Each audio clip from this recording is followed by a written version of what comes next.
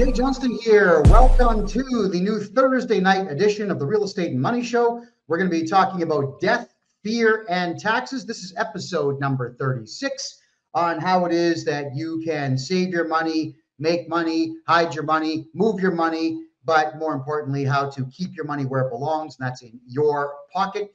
Your money does not belong to the Canada Revenue Agency. Your money does not belong to the IRS. Your money does not belong to the ATO or any other government body for that matter. The entire Western world has forgotten that tax dollars were supposed to build nations, not be used to fund terror groups all over the world, which is exactly what Canada, United States, and United Kingdom are doing right now, which is why I completely object to the modern tax system and why I would tell all of you out there that it's time to stop paying taxes in Canada. And if you have IRS debt in the United States, you'll be happy to know that my new corporation, Canmore Acquisitions LLC, is doing the same thing for Americans, which is getting them completely and totally out of corporate debt.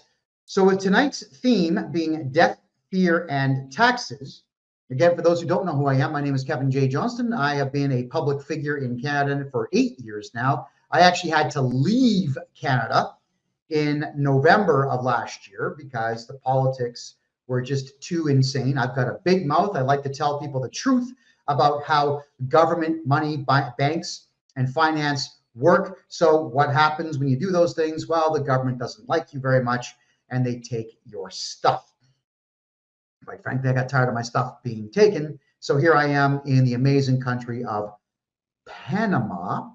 And in Panama here, I'll say this, that literally the streets are paved with gold. It's the old American dream. Well, now it's here in Panama, but I'm going to cover more about earning money outside of Canada shortly. I'm going to clear up quite a few of the legends, the myths, the beliefs, the fears out there to do with the Canada Revenue Agency and the IRS.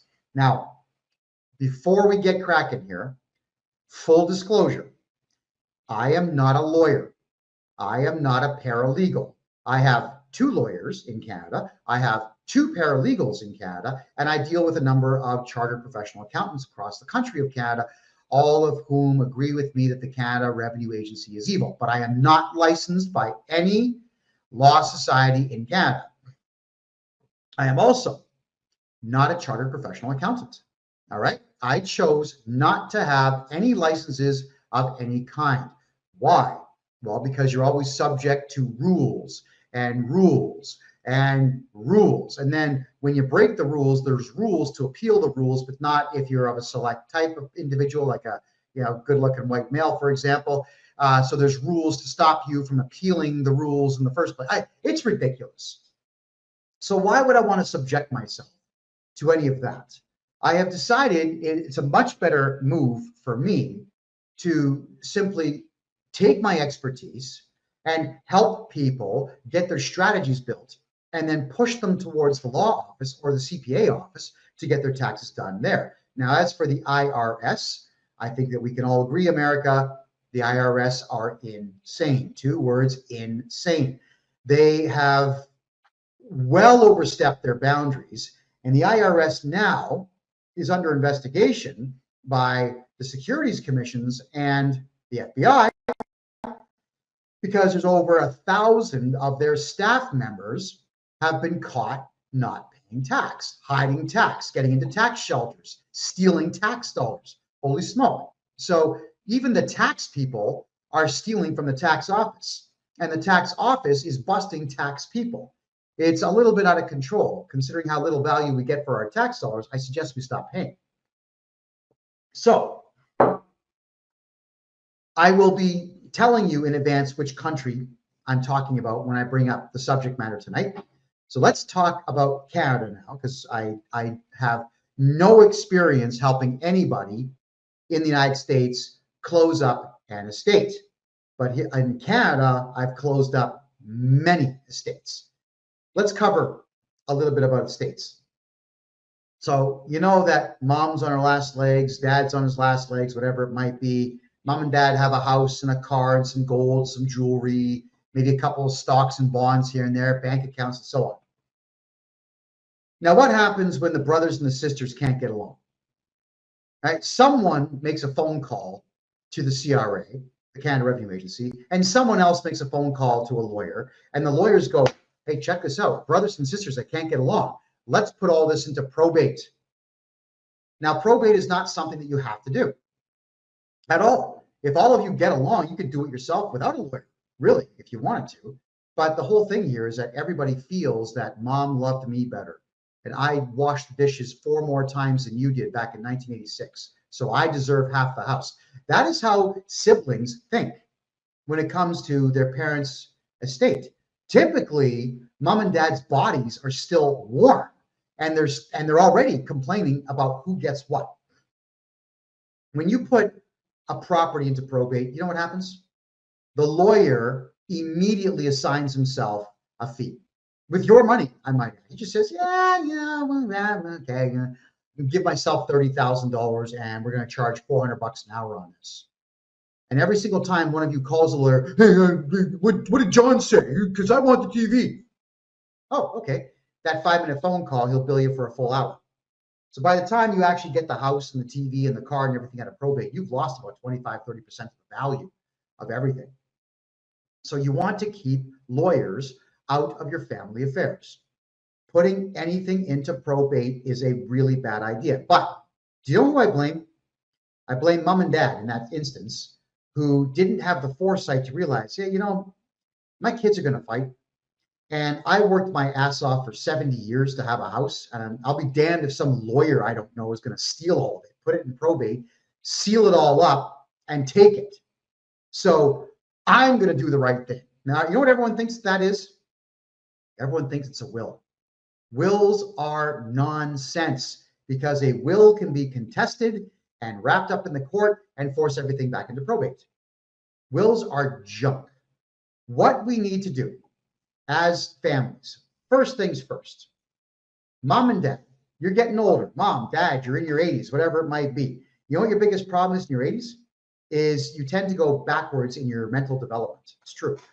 How many of you knew that your mom and dad were really strong and tough people in their 50s and 60s and then became complete wimps afraid of their own shadows in their 80s? It's a weird thing. It's a very strange phenomenon. And I've noticed this time and time again, where people get more fear-filled as they get older. If the Grim Reaper is what you're worried about, go to the gym. But if you're worried about the government taking your stuff, call me. We got to protect that stuff. So, mom and dad, if you're, let's say, even over 60, if your house is in your own name, that's a stupid move. All right? Stupid move. What I do with families like this is I say, look, let's not give the Canada Revenue Agency or anybody who doesn't like you the opportunity to sue you and take your house. Why don't we open up a numbered corporation in whatever province you happen to be in, designate it a holding company so it never does business, open up a bank account for that corporation, and then proceed to move the house into the corporation. Now, in the corporate bylaws, never mind the will, wills are junk, but in the corporate bylaws, all you got to do is go down to a notary public after you write your bylaws and just make this gesture and swear in that the corporate bylaws are accurate and you're of sound mind and body and blah, blah, blah. And here's the type of thing that we're going to write in your corporate bylaws for you. We're going to state that mom and dad, John and Jane Jones, have moved their house into a numbered corporation, and they have assigned themselves, let's say, 1,000 shares. John, he gets 51. Jane gets 42. So what do you got left over? What, 7, 8, 9? What you do is you give each kid just three shares, or 3% of the shares. And then in the corporate bylaws, it would state that should dad die, the 51% gets split evenly 2, 3, 4 ways between mom, kids, and whatever else. And the shares just move on to them.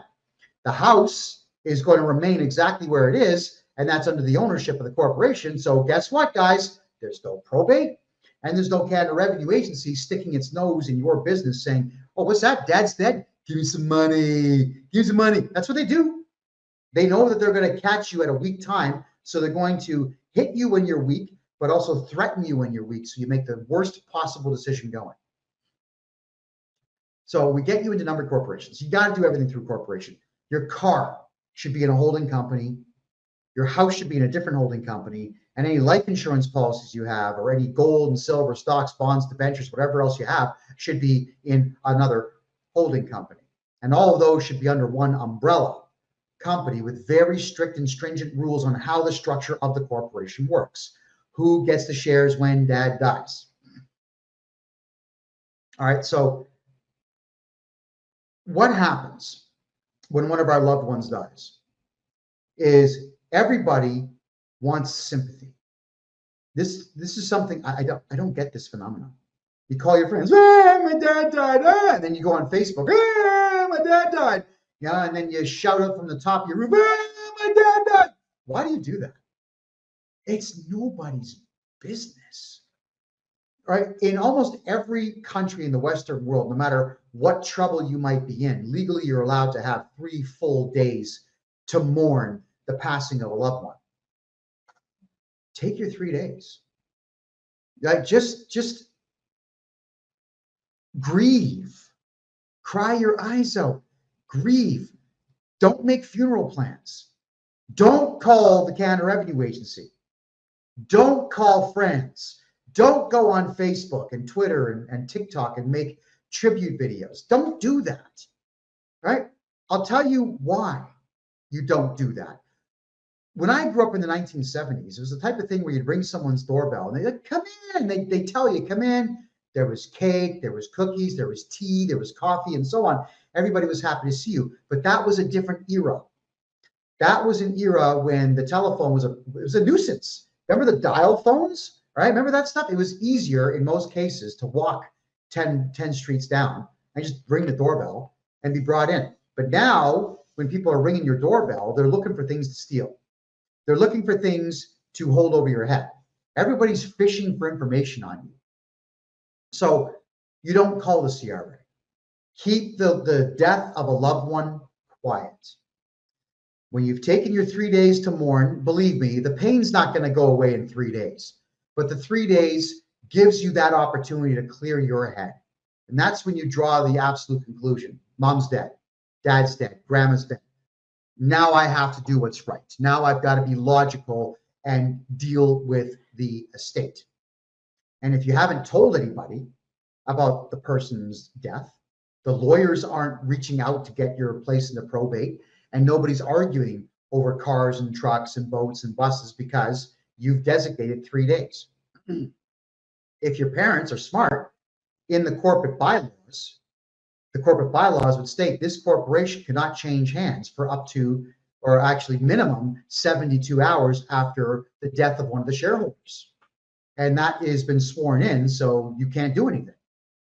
You can write these rules in the corporate bylaws and swear those things in. So when mom and dad died, what you got to do, obviously, at this particular point is make funeral arrangements. Now, I'm not here to shun the funeral industry, but what I can say is I've seen the price of coffins and I've seen the price of headstones, and quite frankly, neither one are useful things at all.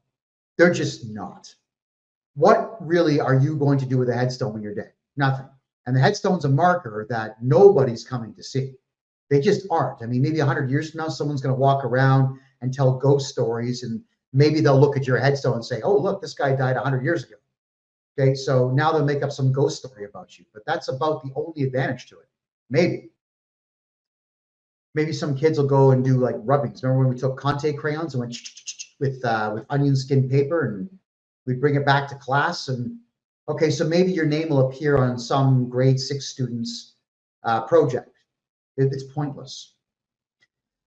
So I'm the first one to state, why don't you try cremation? There was a place in my hometown in Mississauga called Tranquility Cremation. Very respectful people. They cremated my father for us for $1,380.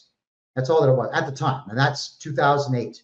They might be a bit more now because all the costs go up. But my old man, even he grabbed me like this when he was in the hospital. He says, "Don't you spend anything more than $2,000 to get rid of my corpse." I said, "Okay, Dad, I agree to those terms. I'm not going to waste money on coffins and headstones and burial plots and so on. Why would I do something so stupid?" He told me to take the money that we saved on that and open trust funds for my kids, which I did.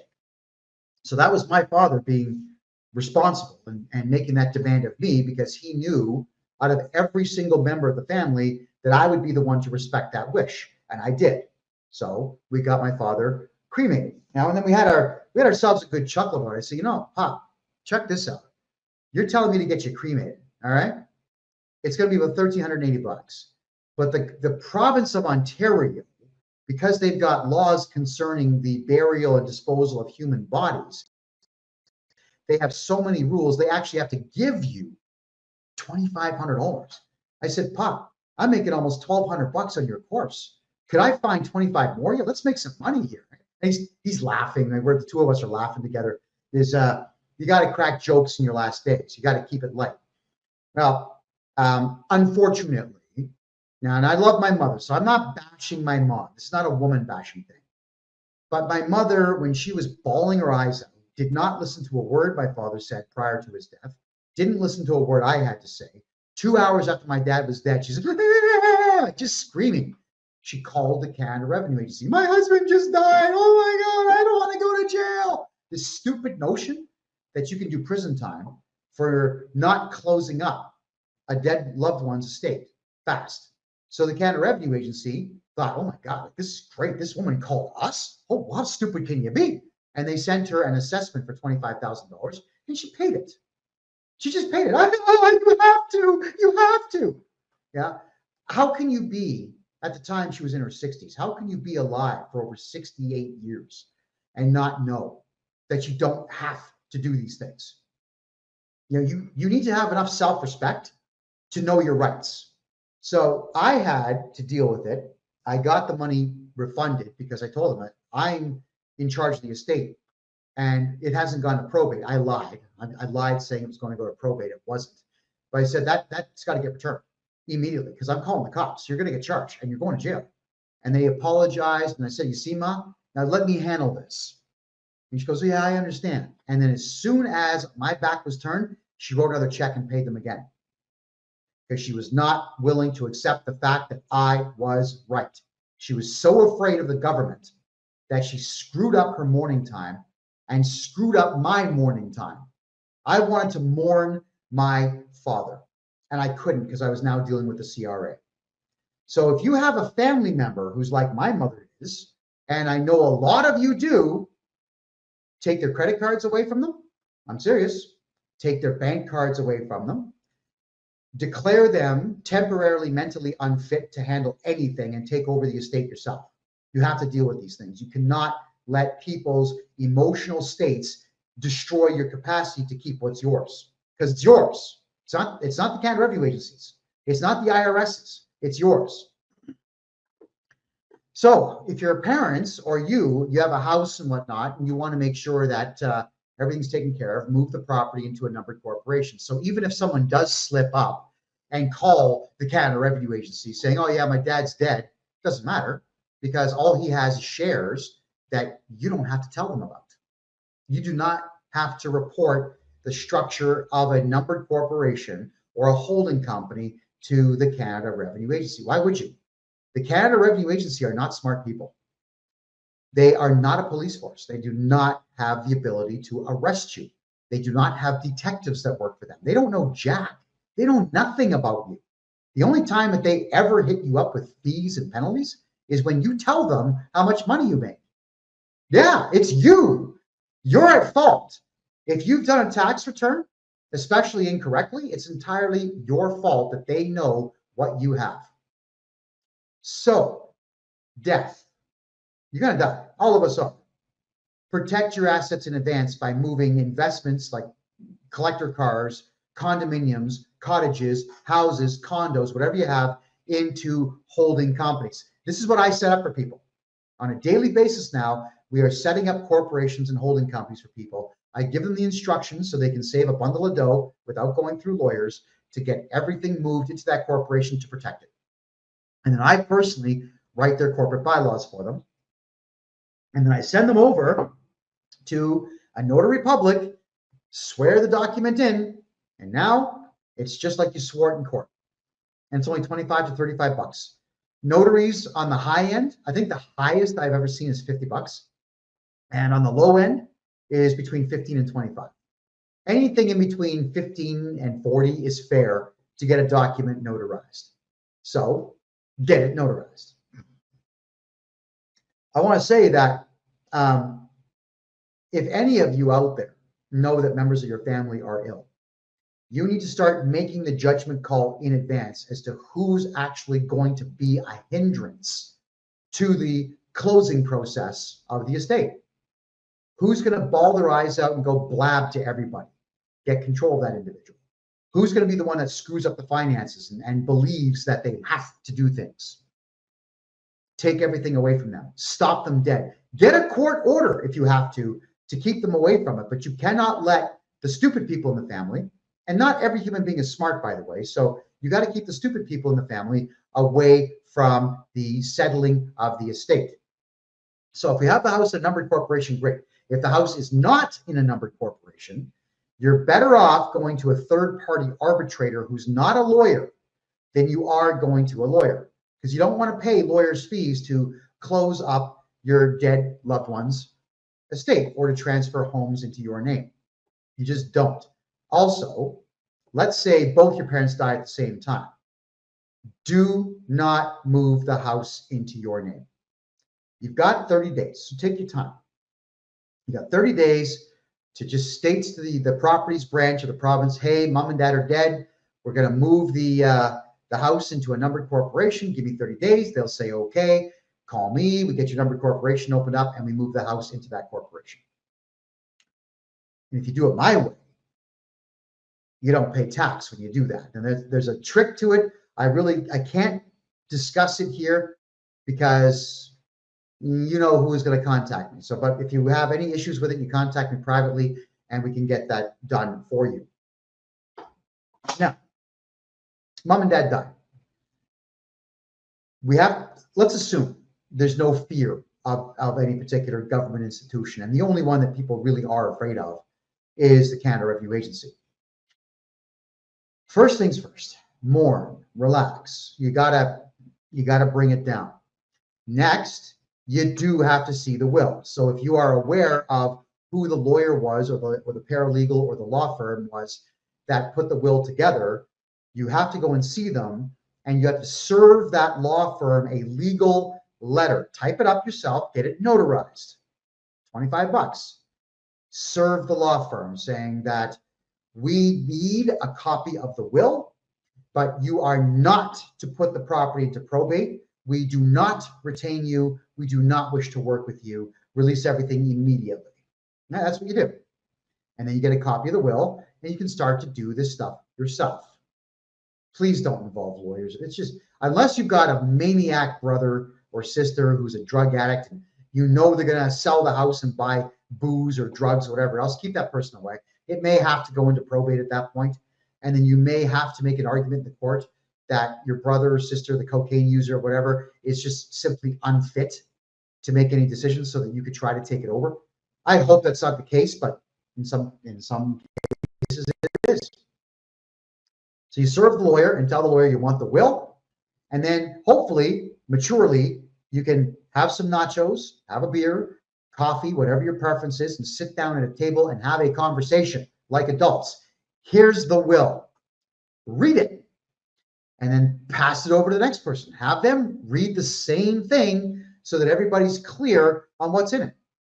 And then try your very best to work together so you're not dropping 25, 30, 40% of the entire estate on some lawyer's bill. You don't want to buy some lawyer a Porsche when you're trying to buy a Porsche, right? So keep the money. You have to take the death certificates and you got to start closing things down. So if you've got a life insurance policy and it's in your parents' name, not a corporation's name, but your parents' name, you got to get it moved to your name. That's where the death certificate comes in. or split it between the siblings or your kids or whomever. Then you got to go to the bank accounts and get the bank accounts shut down. Now, in Canada, it's becoming tougher and tougher and tougher to do this. So when you go in, they'll say, how do you want it? Everyone says cash. I highly recommend just get a bank draft, open up a numbered corporation, and put the entire amount in the corporation so none of it's taxed. That's what you do.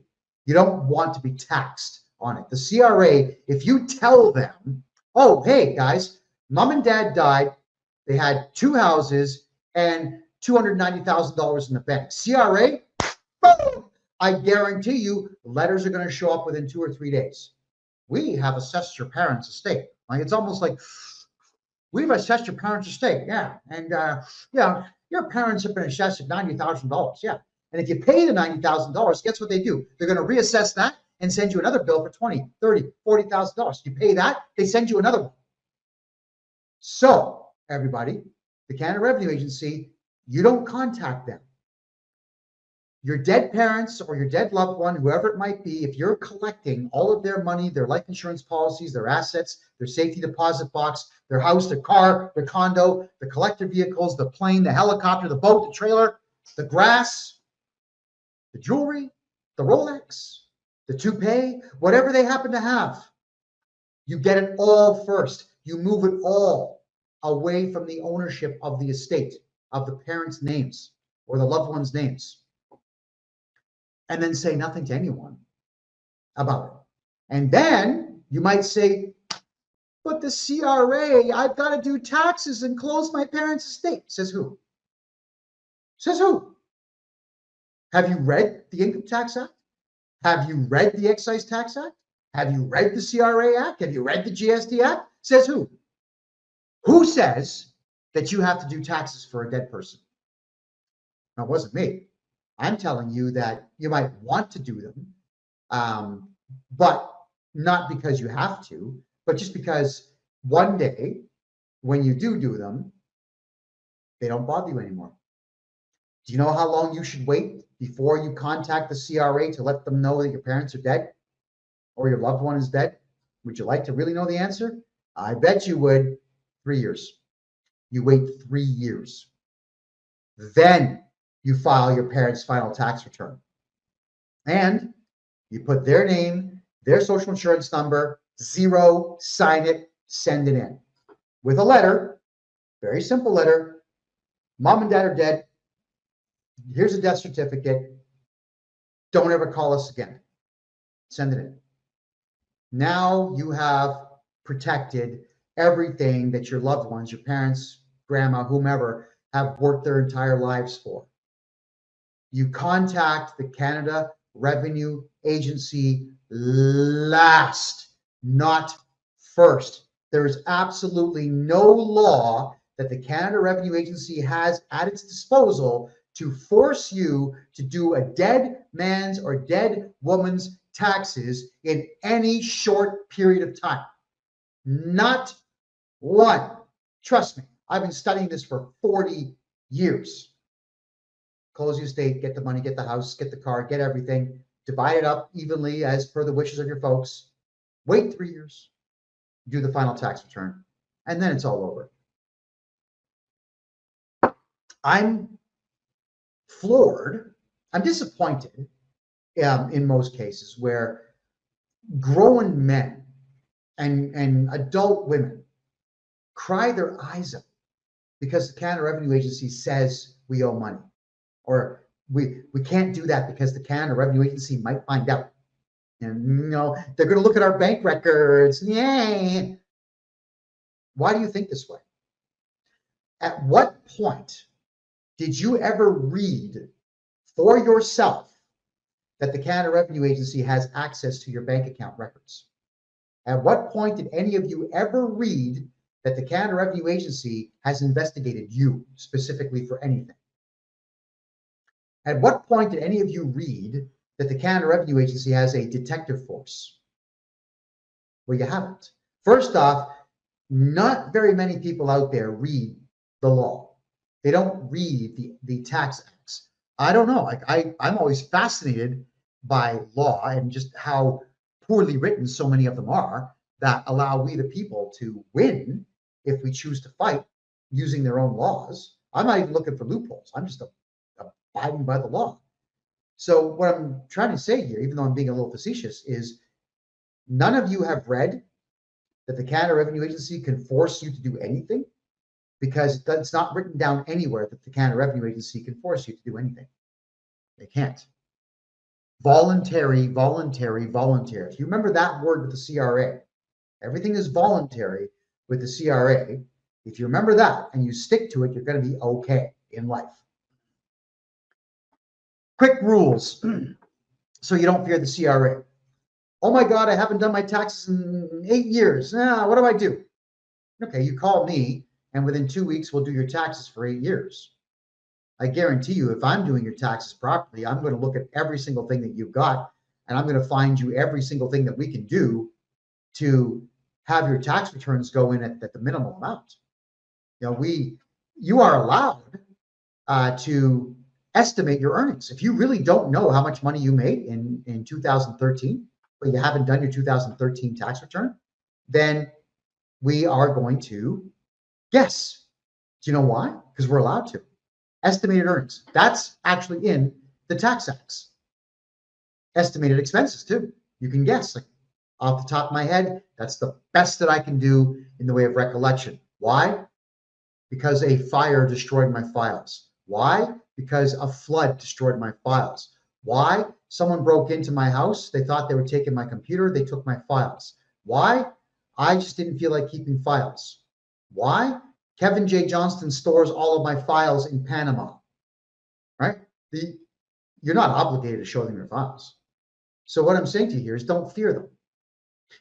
If you really are in a hurry to get your tax return done, and you feel that you have to put numbers on it because relax. Everyone's got to calm the F down, man. Relax. Here's what you do. You take the blank piece of paper. Don't do your tax. Never do your taxes electronically. Paper, paper, paper, paper. Because the software won't let you skip certain columns. You got to put numbers in. Even if you don't even have numbers, you still got to put something in there to advance to the next field. But on paper, you put your name and social insurance number at the top. You sign the bottom. You don't put any numbers on it, not even a zero, and send it in. Congratulations, you've done a tax return. Now, what they'll do is they'll say, what the hell is this? Like, what do we do? I don't know. That's usually what the conversation is. I don't know. So with them, I don't knowing, they go to the AI software they have and they say, what do we do?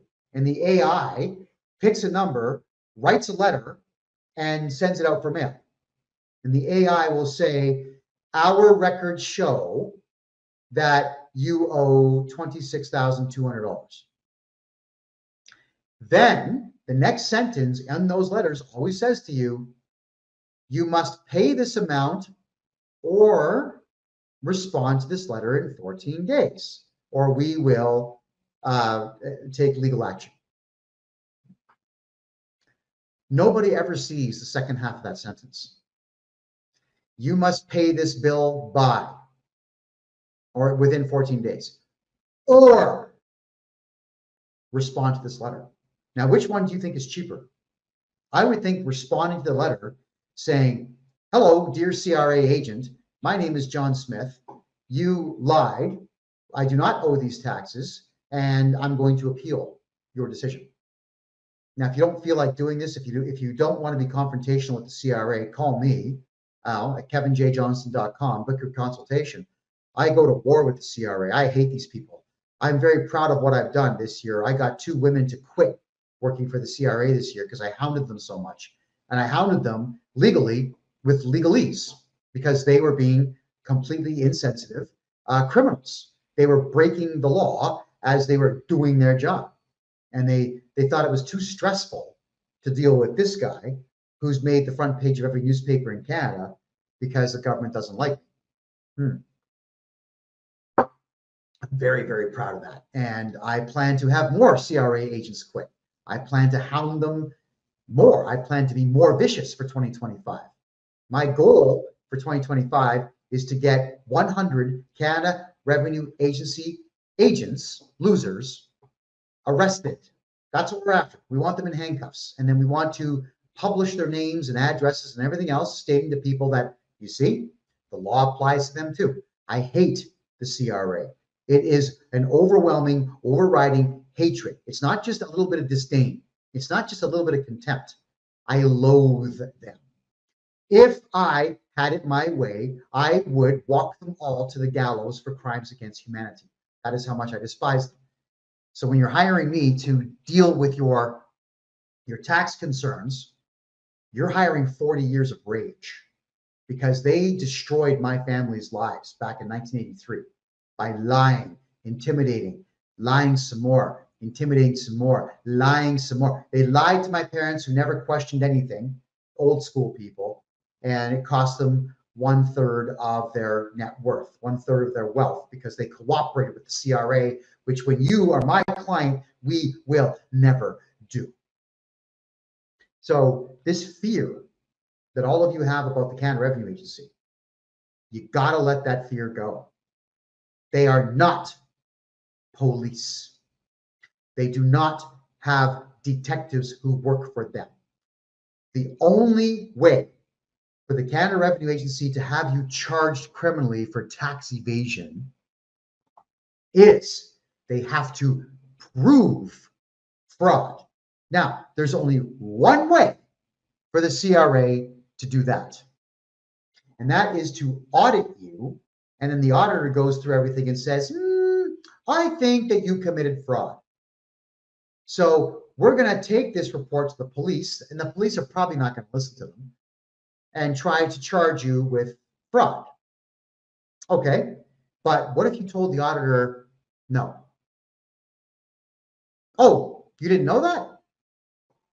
You call me, I called the auditor, I send the auditor a letter saying, hello. I'm not going to be rude and scream and yell at them, but I am going to say, hello, sir. My name is Kevin J. Johnston. I'm representing John Smith at blah, blah, blah street in Toronto. I understand that you are planning to show up at my client's address on whatever day.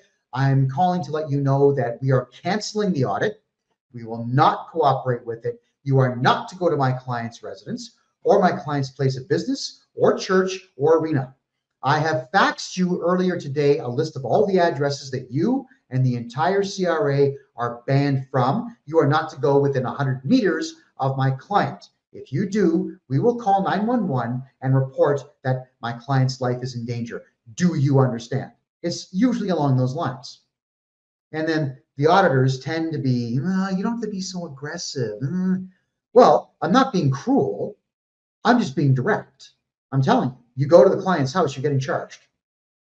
And that's it. The audit's over. Chapter 10, I recommend. It's really good reading, by the way. And it's on my website, kevinjjohnston.com, in the blog section. Chapter 10 of the Auditor's Handbook for the Canada Revenue Agency states that if an audit situation becomes hostile, that they have to stop the audit and contact their team leader. Would you like to know what hostile means in this world of weak people? It means I called them and threatened them with legal action and arrest. That's all that it takes to end an audit. They're going to say, oh my God, I don't want to get arrested. They start acting like you. I don't want to get arrested. So they talk to the team leader. I'm not going near it, because you know what happens? The Canada Revenue Agency staff Google my name. And boop, boop, boop, boop, boop, boop, boop, all these articles come up on the Canadian Broadcasting Corporation, on CTV, City TV, all of the Canadian networks. Kevin J. Johnston, he's racist, he's homophobic, he's transphobic, he's this phobic, he's that phobic, and so on. Because you got to remember, I've run for political office 3 separate times, and I ran campaigns very similar to Donald Trump, which the left wing does not like. And as a result of them not liking it, they would just report that I'm some really terrible racist guy. But that works to my advantage, because the CRA doesn't want me, the biggest mouth that ever came out of Canada, to interfere with their personal lives, which, let's be honest, I will do. When the CRA representatives get a bit too belligerent and a bit too rude and a bit too vile, I don't like bad manners.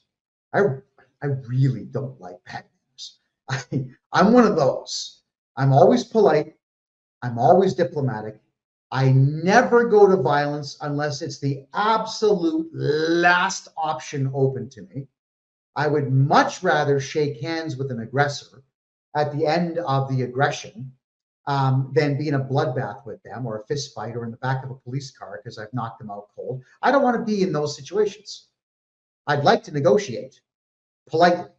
But when they do get super rude and super gross and super vile with their behavior, I make a phone call to a very super private investigator and say, hey, this chomo here is behaving like an ass. Could you please find everything out about them? And I get really interesting reports. Two Canada Revenue Agency agents so far are only in Canada on temporary residencies. They're not even permanent residents.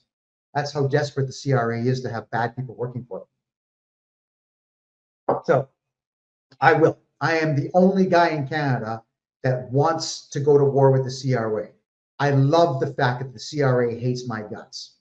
I kind of like the fact that the entire government hates my guts. It really is great.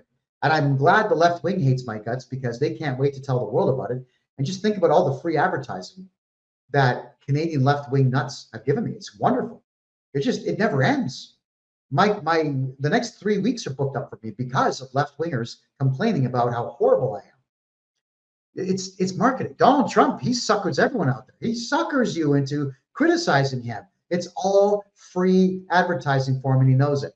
Okay, Louis Munns 508 is asking me here: is there something to do that I can do similar to this in the United States against the IRS? Now, you gotta understand, my friend, I am a Canadian citizen living in Panama right now. I've been studying Canadian law for about 8 years, but Canadian tax law for 40 years. And even though I did live in the United States from 1996 to 2000, working amazing jobs with amazing companies, I was in my 20s when that took place, and I had no reason to study tax law in the United States at all, because the company I worked for, they got me the green card and they took care of all my taxes.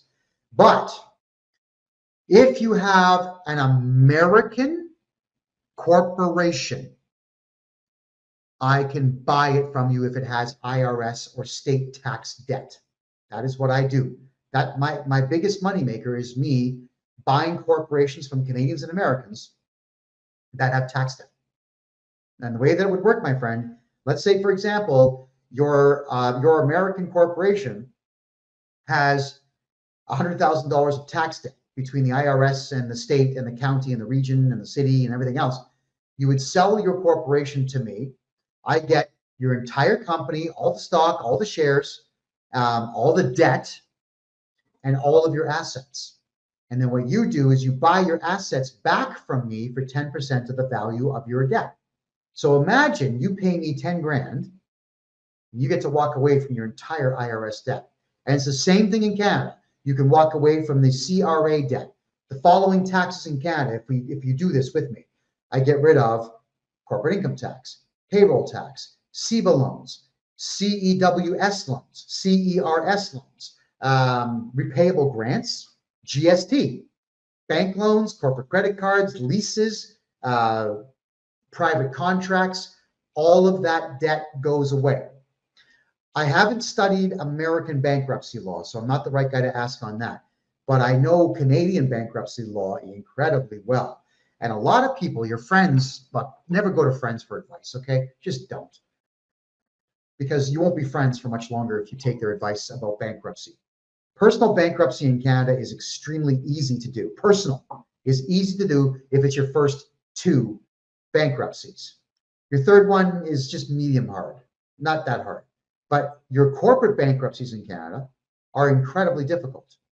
That you have to hire a lawyer because that's the rules of the court, and I hate that.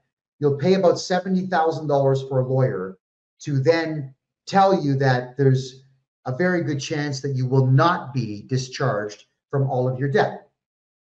So why would you want to part with that much money to a lawyer who can't guarantee that your debt goes away upon bankruptcy? And that is the biggest problem with corporate bankruptcies in Canada, is you don't get out of debt when you go bankrupt. But if you sell me the entire corporation, you get to walk away from your debt in as much time as it takes to do the deal. And that, our fastest one is 6 days. That's all it took, was 6 days. In the United States, my fastest one, 3 days, because America is a lot easier to buy and sell products and corporations. All right. So what we do, or what I do, is I want you to understand that debt, your tax debt, can be a commodity that you benefit from. When I buy debt, I'm looking for other corporations to sell it to. A lot of companies out there are making too much money, and we should all have that problem. So what I will do is I'll contact those companies saying, guys, I just bought $1.6 million of debt. It's a corporation based in, I don't know, Whitehorse. Would you like it? And they'll, of course, they'll jump on it. Or what I'll do in some cases, I might buy $1 million of debt. And then I send letters into the Canada Revenue Agency as some name that's not my own. And I'll say stuff like, F you, screw you, you suck, nah, you can't get my tax money. And they get angry. So what they'll do is they put penalties on the debt, and then they put interest on top of the penalties. So if I buy $1 million in debt, but one of the companies that I'm going to sell it to wants $2 million in debt, all I got to do is just make crank calls to the CRA and send them letters that are full of profanity, and they will just up the amount of debt. So I can call my client 3 months later and say, you're not going to believe this, but the CRA just doubled the debt. Would you like it now? So, and believe me, that's when they're going to buy it. So debt is a commodity just like used cars. It took me a long time to learn this. 40 years, in fact. This is not something that I just made up willy-nilly. This is something I've been studying for a very long time. Because I always figured that if a creditor, like a credit card company, can sell your debt, I'm always thinking, well, why can't the debtor sell the debt? Because there was a time in the United States and the United Kingdom and in Canada where somebody could volunteer to serve your jail sentence for you. So the jail sentence was kind of like a commodity for the state who would make money on your incarceration. Yeah, they didn't care who was in the prison. They just wanted somebody in the prison. Well, you can't do that now, but the debt is the same idea. And that's why I do what I do, because the commissions are really good. And it's a really good feeling also to take someone's entire debt away from that. So it's amazing how much sleep the average person loses when they're in that much debt. I know. I was there once. I went bankrupt back in 2003. And it was this big sigh of relief when it was all said and done. But I didn't know in 2003 all the laws and all the tricks that I know today. I would not have gone bankrupt back then. I would have put everything into the courts and just stretched the debts out until it was past their time that they could collect, which is between 2 and 7 years. I would have played it a lot differently back then. So now we've come a little bit full circle here on the whole death, fear, and taxes part of tonight's show. I want you to understand that in death, you can lose everything you work for, unless you protect it in advance. And unless you, the people who are going to benefit from the death of the loved one with all their stuff, if you don't keep your mouth shut and you start telling the CRA that your loved ones are dead, you're going to lose everything. So when your parents die or your grandparents die, your aunts and uncles die, shut up. Make it a private mourning session for you and the family. Wait 3 days before you make any choices. And don't tell the CRA, the Canada Revenue Agency, that your parents are dead until 3 years later. Just ignore the CRA in that time, unless they get hyper aggressive and they find out that your loved one died. And they only find that out if somebody in the family tells them. So it's not like they know until you call them and tell them. If that's the case, you got to get a hold of me, because I'm going to appeal their decisions and force them into tax court 2 years later. That is what we need to do. Now, assessments. A lot of you have been emailing me quite a bit these days about what do I do when the Canada Revenue Agency assesses me? Well, what do? You call me. First thing that we do is we object. We fill out all the legal paperwork, we object, and we demand an appeal.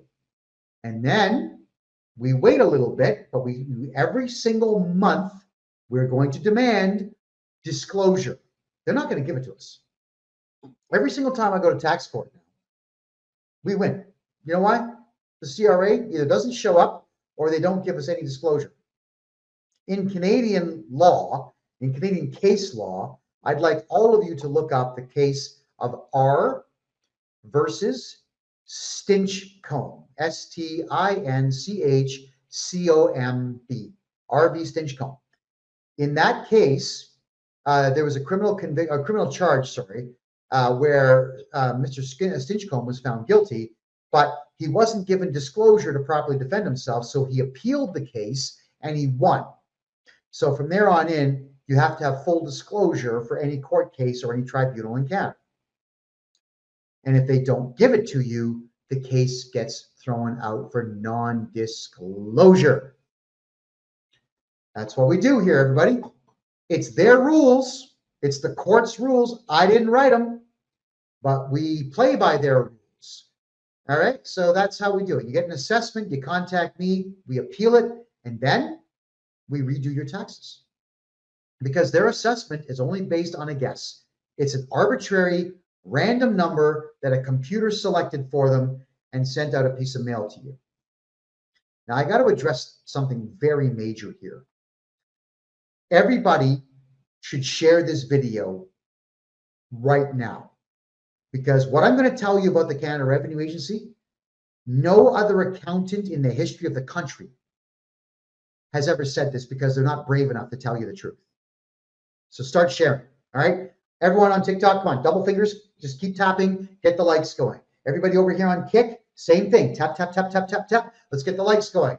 And if you're on Rumble, right there, you'll see a thumbs up. Please, everybody hit it.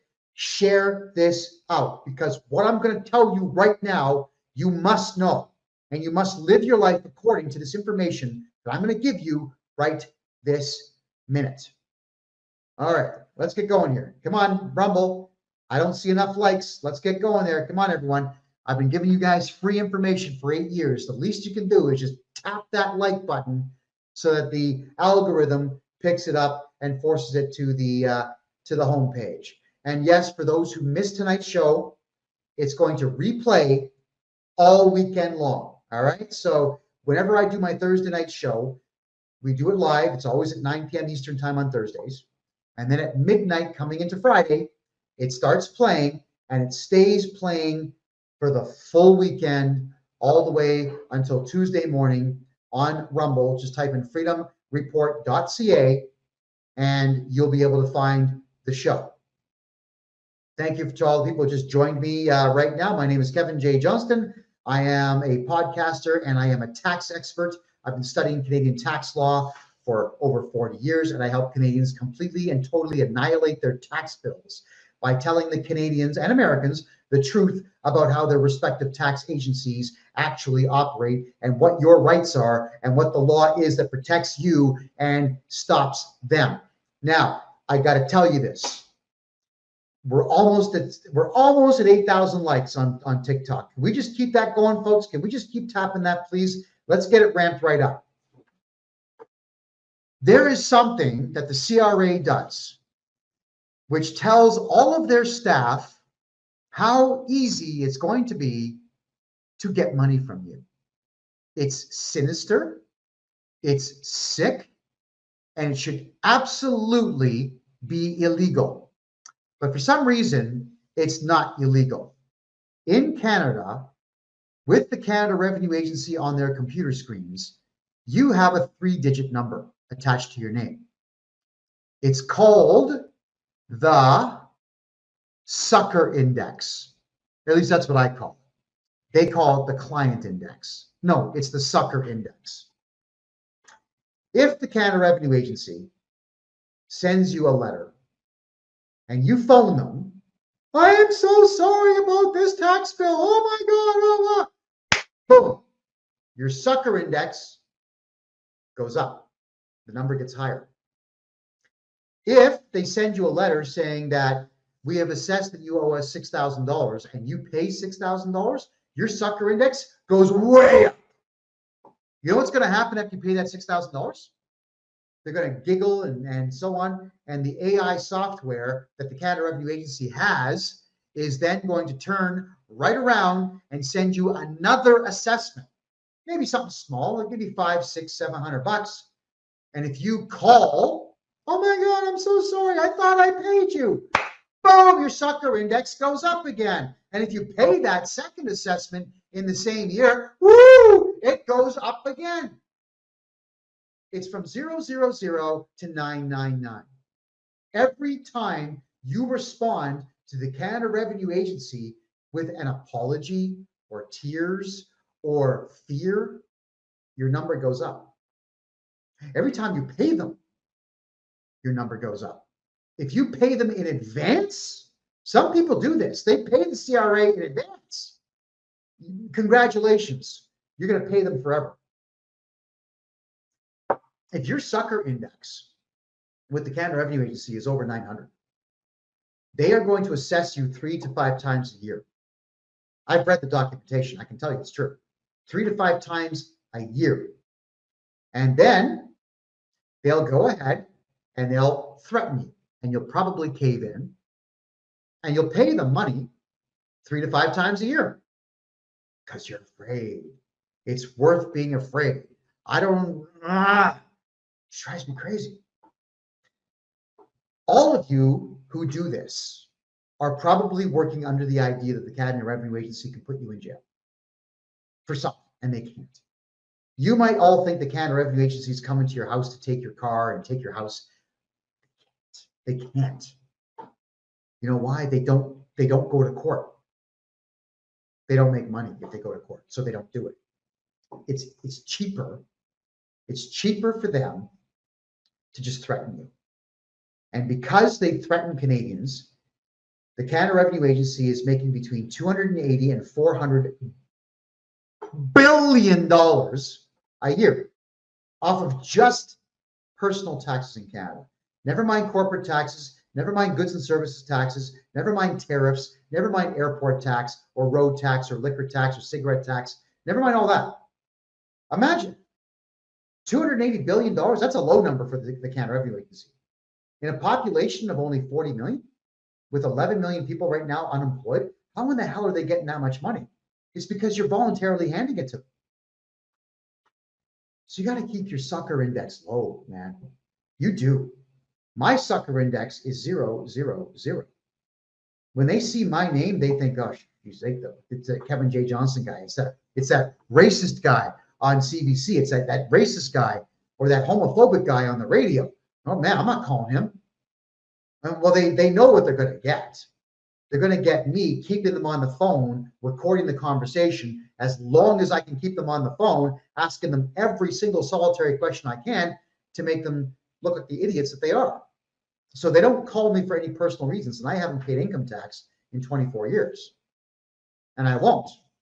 So you are completely and totally in charge of how much money that they are going to ask from you. Stop talking to them. Stop replying to their letters. Just hire me. It's $150 for an hour consultation. I'll write your first letter to them free of charge, and I'll talk tax strategy with you. Take away your fear. You've got to take your fear away. I want everyone's sucker index to be at 0. Here's the good news also. I'll share this with you. If you hire me at 0 additional cost, what we do is we provide you with the appropriate form to fill out to have me be your representative against the CRA. So as soon as I get set onto your file, your sucker index does that. It drops. Why? Because my reputation precedes me. I'm the guy that will go to the CRA representative's house and file court papers and serve them, probably on camera. Definitely on camera. I'm the guy that's going to record the conversation with you and humiliate you at a later time. I'm the guy that's just going to do everything he possibly can to not just make you angry, make you cry. Because I hate you. I hate the CRA. And all of you need to hate the CRA and not fear the CRA. Now, if you don't fear them, that's good. You may just not know what the steps are to get rid of them. Get a hold of me. My website address, kevinjjohnston.com. Grab yourself a 1-hour consultation.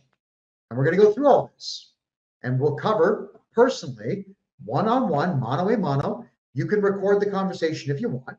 And we will discuss your tax situation. I mean, I wouldn't play that for anybody.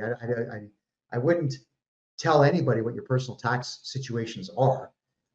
Here's also the good news, is that if you fill out that form that we send to you and you send it directly to the CRA, we have now entered into what's called a client solicitor privilege relationship. It's the same thing as a client lawyer situation. Do you know what that means? That no matter what happens with your taxes, I can never be called to testify against you. Is that amazing or what? All right. So think about having a guy like me. Well, there's no one like me. Imagine having me on your side and I legally can never snitch on you. I just can't do it. I mean, the first thing that I would say to any judge anywhere in any court is that I have represented this individual and I am terribly sorry, but I cannot ever be called to testify. Client solicitor privilege.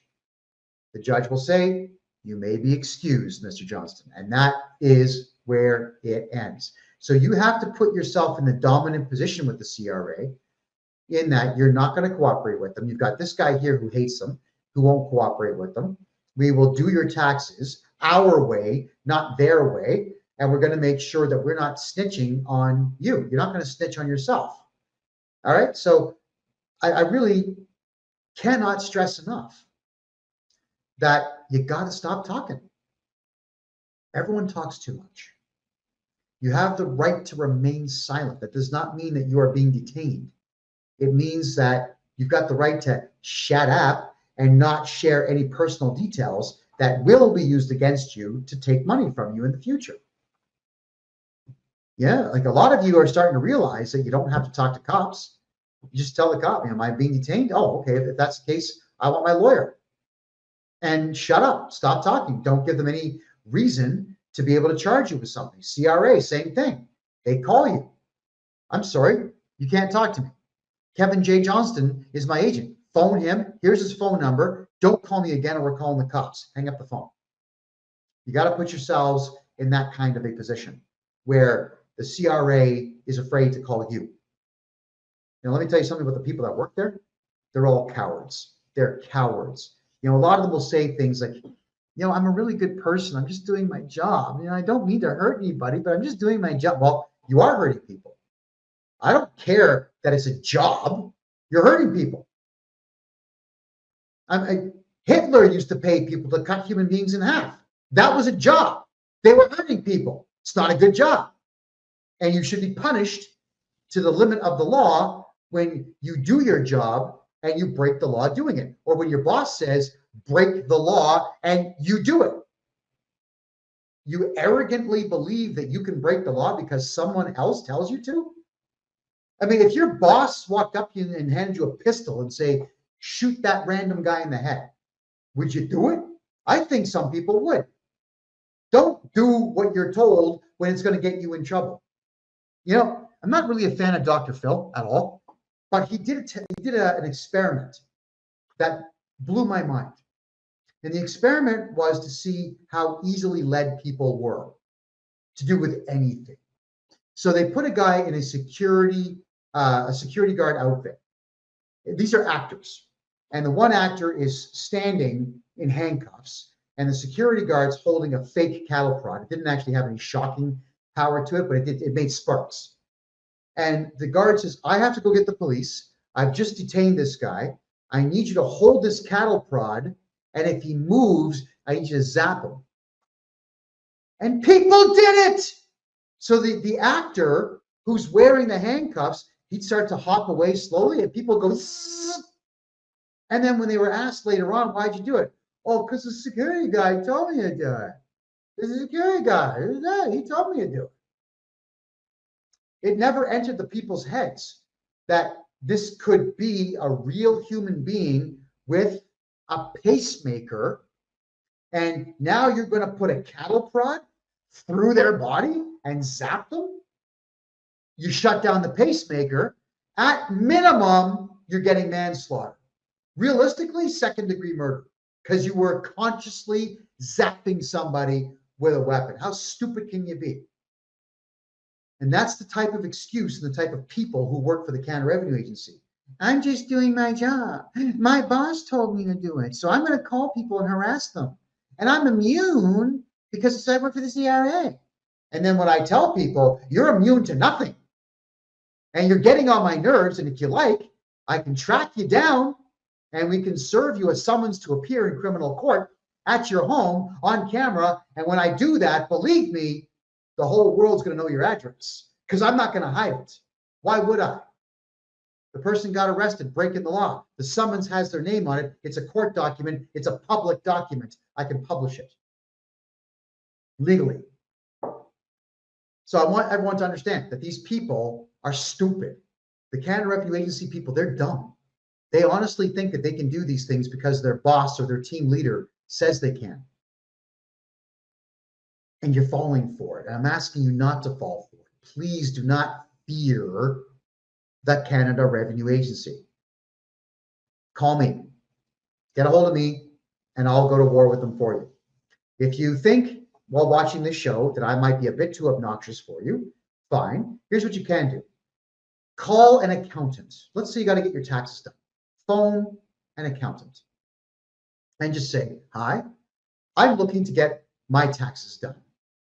If you do my taxes for me and the Canada Revenue Agency decides to audit me, will you cooperate with the audit? If that accountant says yes, hang up the phone and call the next one. Go ahead, try it.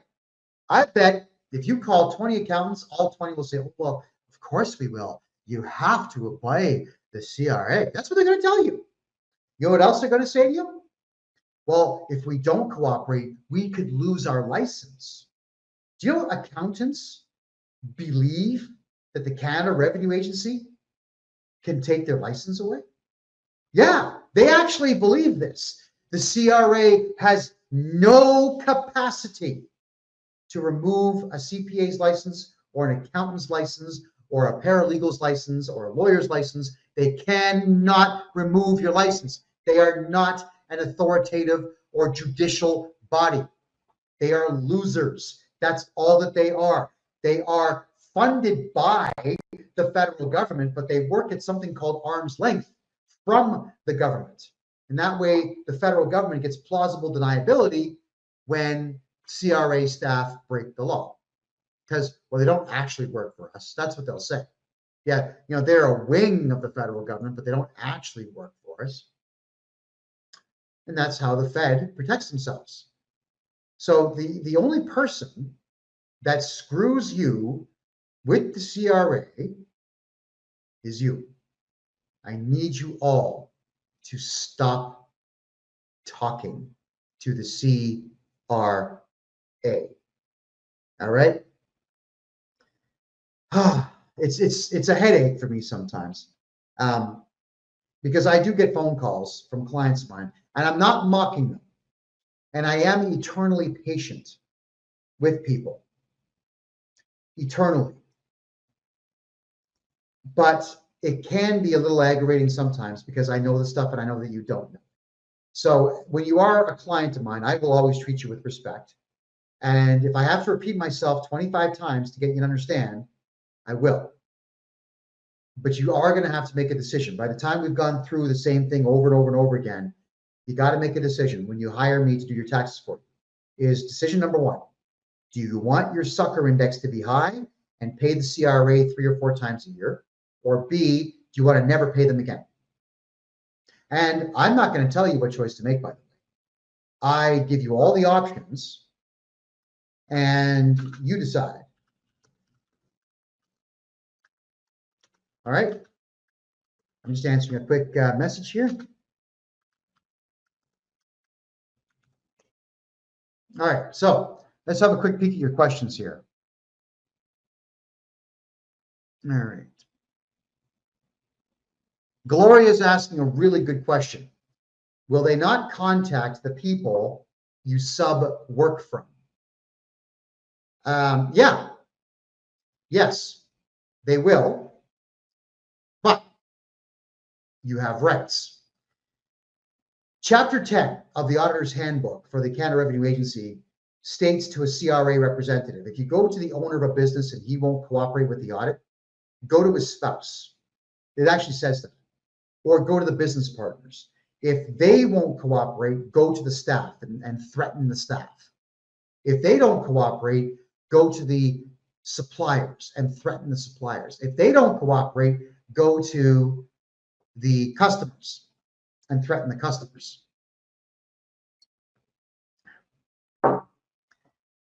I get rid of that too. If they do any of this, do you know what that is? That's defamation of character. You could hit the auditor and the CRA with a $1 million lawsuit, hands down, flat out. Because if they say, well, we're with the CRA and we're auditing your boss because we think your boss did something wrong. Huh? No, they're interfering with your livelihood. It's defamation.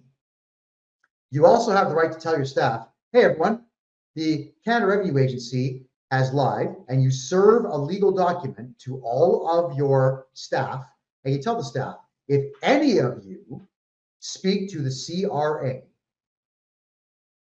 or any officer of the court or any officer of the police without a warrant presented to you, not only are you fired, but I will sue you for breach of contract and defamation of character.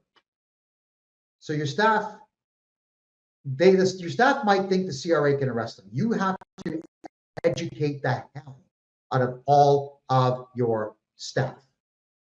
You got to educate them. You got to make sure your staff know what your rights are as an employer and their rights are as citizens, and how few rights, actually how none rights, how no rights, how few rights the CRA actually has. You have to educate your staff. You have to educate your family. You have to educate your suppliers.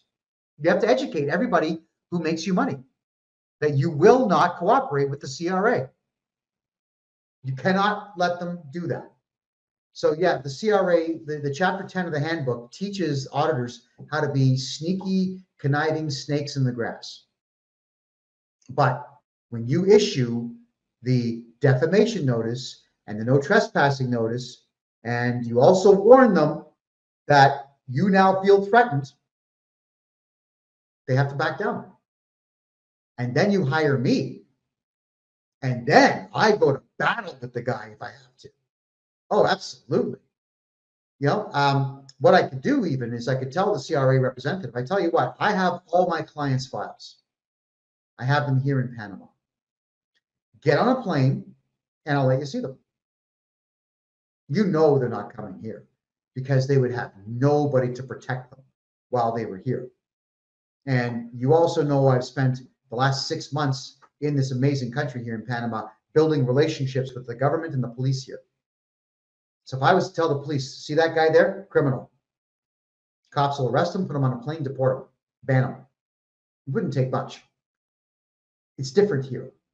And the CRA is used to having their way because they know that they can call the police and say, he's yelling at me, which is your right, especially if they're on your property. And that's when you tell the cops, yeah, this guy here is harassing me, harassing my staff, trespassing, threatening me, and get him out of here. The cops will have to do it. I've helped clients with this before, and I've had this kind of fun before, where and this is where married couples need to have better communication. But it was a married couple that ran a business, and the husband, I'm not going to name them, husband said, you know, Kevin, you're right. I'm not going to cooperate with the audit. And then he and I went out, we got coffee because we were going to sit down and actually review his taxes for the day. And we got into his office and there's the auditors. the wife, who's a business partner, was so afraid of the CRA, she invited them in. So, I was pretty staunch on this. So who the hell are you? Oh, we're with the CRA, and he goes in his pocket and he shows me this little badge. I said, oh, very good. Didn't I tell you not to come here? Well, we got permission from the wife. I said, she has no say here. I'm the legal agent. You were told to communicate with me. Why did you even call her? And then they start, well, we have the rights. No, you don't. No, you don't at all. I said, gentlemen, if I were you, I'd pick up your shit and go now. Because if you're not out the door in 30 seconds, I'm calling 911. And they actually ignored me. So I actually took the box of files from them. I closed the lid. I said, yeah, have a seat. I called 911. I said, hi, I've got 2 criminals, 2 thieves that have illegally entered this office. I need the police right away. We are afraid for our lives. 2 minutes, cop showed up. We said, please, officers, come in. And these CRA idiots sat there believing that they had the right to be there. And the cops told them, no, you got to go. You have to leave. You have to leave now. And they're all upset, tail between their legs. So I followed them out to the car. I had the video camera running, and I was calling them every name under the sun. And the cops said, is that really necessary? I said, yeah, actually it is. They were told not to come here. And they're still on private property. And I'll say whatever I want on private property. Thank you. I am the legal agent for the entire grounds. And I told them things about their wives and mothers that even they didn't know. No, they were mad, but too bad for you. You're a criminal. And that marriage, it didn't last. It didn't last because when you're going to be adversarial in your marriage and you're going to allow your fear to make you go behind your spouse's back, you're not a partner. You're not a wife. You're not a husband. You can't be trusted. If you're going to be in business together as a married couple, you need to understand it's the 2 of you as an army of 2 against the world. The 2 of you, none of you can go behind the other's back on anything, especially not in business with the CRA. Can't do it. And ladies, if you do have that much fear, and the CRA deliberately targets women, they do this. I've read the documentation on it. They do attack women. If you really are that afraid, you have to give your shares up and step down as director or CEO or otherwise and take a managerial position where you don't have a decision-making authority or responsibility. Your fear will bury your company. And they like it that way. So now that you know you can just get rid of an auditor, you can call them every name in the book. You can put your middle finger right in front of them. You can't touch them, but with an inch away, you certainly can, and scream at them and yell at them. As it turns out, I got a legal opinion from my lawyer. I was asking, if you've got a 10 milliwatt laser pointer from wickedlasers.com, the ones that bounce off the surface of the moon, you've seen these ones? And you're accidentally shining it in the eyes of a CRA representative who's trespassing inside your office. Is that considered assault with a weapon? My lawyer says, where do you come up with this stuff? Really? Yeah, these are thoughts that keep me up at night. What answer does he want? So he came back saying it's actually not illegal if it's not deliberate. So I just, I could always say, oh, don't have my glasses on. Oh, I can't see what I'm doing. How many times have you guys seen security guards in malls put the strobe light effect on their flashlights to not let you see? It's a dirty tactic. So whatever, especially during the COVID times, I always had a laser pointer on me because when they would pull that stunt on me, I'd pop the laser pointer out and return the favor. I hate that. I hate that. It's like a fist in the face, and it's worse because you can't see a fist or a stick coming when they do these things.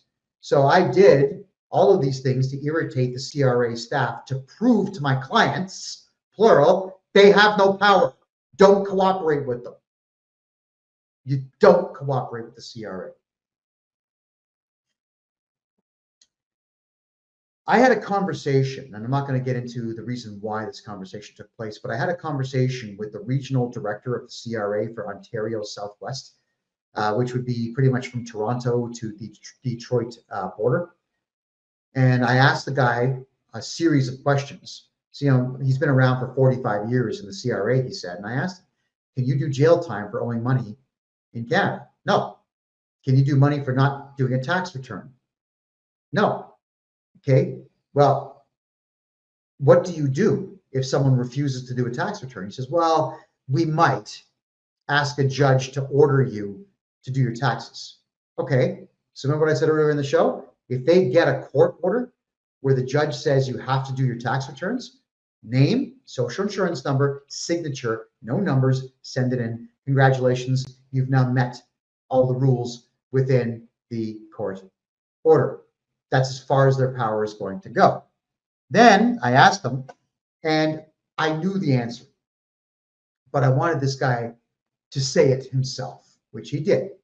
I said, if my client doesn't pay his tax bill, will you take him to court? No, he says. The CRA does not sue people. Do you know why they don't sue people? He alluded to it, but I'm going to tell you why. First off, the Canada Revenue Agency doesn't have any laws that identify it as a governing force within the country. That's number one. Number two, the Department of Justice supply lawyers to the Canada Revenue Agency, but the Department of Justice doesn't do it for free. The CRA actually has to pay from their budget to have those lawyers represent them, which the CRA is not going to do. There's a chance they'll lose. And if they, well, a very good chance they'll lose. And if they lose, then that sets a precedent for we the people and against the CRA. And if the CRA loses, then what you've done is you've shown their weakness and our strength. So they don't sue you because they don't want that to happen. So then I asked, do you seize and sell people's property? No, he says, it's too expensive. They don't make money seizing your car. They don't make money seizing your house. They got to go to court. They got to win the court case. They got to file the appropriate motion to get it done. The judge has to agree. If they get it done, they got to go and hire a lawyer or an auction house or a repo man. Everybody gets paid, and the CRA knows that if you can't afford to pay taxes, you probably don't have any assets that they could sell anyway. And they don't have permission from the DOJ to do it anyway. Look at that. No, they don't seize your property. What they'll do is they'll get a little sneaky about it. They will get a writ, not a lien, a writ against personal property like tractors, trucks, trailers, boats, cars, and houses. But if you contact me, then we get rid of that writ. First off, we get your taxes done. We appeal their decision. Secondly, and then we sue the CRA third, and then we file a motion in the court to get rid of that writ. And it all gets done within 6 months. All of it. What are we all afraid of here? Why are we afraid of the Canada Revenue Agency? They don't do the things you think they do. Now, a lot of you say, yeah, but they took money out of my bank account in Canada. Okay, I have to explain this one to you. And then prepare to get your mind blown again. Cheers on the rose. Thank you, Ashley. The Canada Revenue Agency has the right to send a threatening letter out. But so do you, and you, and you, and me. So anybody can send a letter out saying, I think you owe me money and you better pay. It's true. So the Excise Tax Act does give them the right to do that. You've got the right to hire me and have me tell them to get lost. And they don't have that right. You do. The CRA has the right to guess what your taxes are, but they don't have the right to enforce their guess. So when they send you an assessment, you and I have the same right. We could send letters to Coca-Cola and say, hey, Coke, guess what? We say you owe us 200 grand. How the hell do you enforce it? That's the thing. You can claim it, but how do you enforce it? Right? I wouldn't recommend guns. That'll get you locked up for a very long time. You could go to court. You'll lose because you have no way of proving it. But the CRA is in the same boat as you. They say, we've assessed you. You owe us money. How do they enforce it? The only real way that they do this, and this is the one you got to pay attention to. The Canada Revenue Agency will send what is called a requirement to pay letter to your bank. Would you like to know what that means? You're required to pay because we, the CRA, think that we have power, so pay us. It's not the CRA who's at fault when they do this. When the bank gives them money, it's the bank's fault. The bank can say no. Just like you and I, we can say no. The bank has the right to decline the Canada Revenue Agency and say, we're not going to give you money. And the Canada Revenue Agency will say, just like Dora the Explorer, oh man, I'm going to get really mad. And they're going to do nothing because the Department of Justice is not going to give them a lawyer to go and sue the bank to get what, 10 grand? It's not going to happen. So when the banks give the Canada Revenue Agency money, it's not the CRA who took it. It's the banks who gave it, which means you sue the bank and you file criminal charges against the bank manager. Now, the bank manager is going to say, but it wasn't me. I swear it was head office. So the bank manager could just do this with his fingers and get your money back. He has that power. He won't do it because he'll say, I don't want to lose my job. Okay, charge him criminally. Sue him and the bank. Cheers, you'll win. So always look at the wording of any legal documentation that you receive from any government body. They'll protect themselves with that type of wording. You are required to pay. Required means request in Black's Law Dictionary. It's a legal term. It means nothing. It means nothing.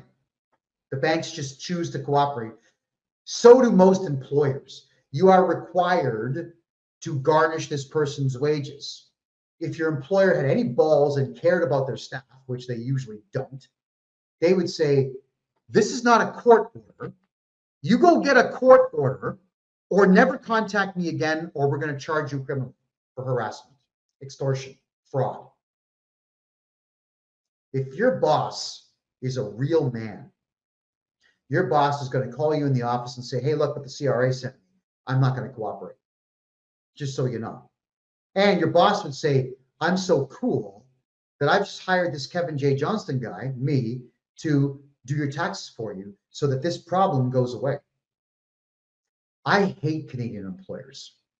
They don't do anything for their staff at all. They are cowards, the vast majority of them. You want to know why the Canadian economy sucks? It's not necessarily just because of Justin Trudeau and the Liberal policies, but it's because Canadian employers are greedy and cowardice all at the same time and do not do anything to protect their staff from the outside world. Whenever I ran companies in Canada, I always would send letters into the CRA, and they were vulgar and they were crass. Oh yeah, I would tell them flat out, I am not going to cooperate with this. Get a court order. You go talk to a judge wearing a gown when court's in session, and you get that order. And they wouldn't. I'm telling you now, they won't. They're not going to go to the judge and get a court order to garnish your wages. So when the CRA tells your boss to garnish the wage, your boss is the one that screws you. The CRA just made the request. Your boss did not have to say yes. Your boss could have protected you, and they didn't. Who do you sue then? Sue your boss. Stealing your money without a court order? Holy crap. You'll probably win 100 grand. Easy. Absolutely you would. Right? Requirement to pay is not a legal command. It's not even lawful. It's illegal, really, because if they're going to make that kind of a claim, then what they're doing is they're claiming to be something that they are not. It's actually fraud. But it's the bank that commits the final fraud by turning the money over. I'm just going to look at your questions here. What is the CRA? Canada Revenue Agency. They're like the IRS, except 1/5 as smart. Maybe. Okay. Is there a way to stop an employer from withholding tax? Go on contract. level with your boss. Like, don't say, hey, boss, I want to go on contract because I don't want to pay taxes anymore. Don't, no, no. In Canada, when your employer deducts, let's say, $300 a week off of your taxes, he's got to pay that 300. He chooses to pay that $300 to the CRA, but he also has to pay another $300 on top of it. He's got to match whatever he takes from you. He has to match that and send it into the CRA. Is that crazy or what? So you tell your boss, say, listen, boss, you're deducting $300 a week off of me, and you're also paying an additional $300 off of me. But if you put me on contract at $1 an hour more, and I just charge you GST or HST or harmonized tax, whichever one it is, you will save, and show them, $27,000.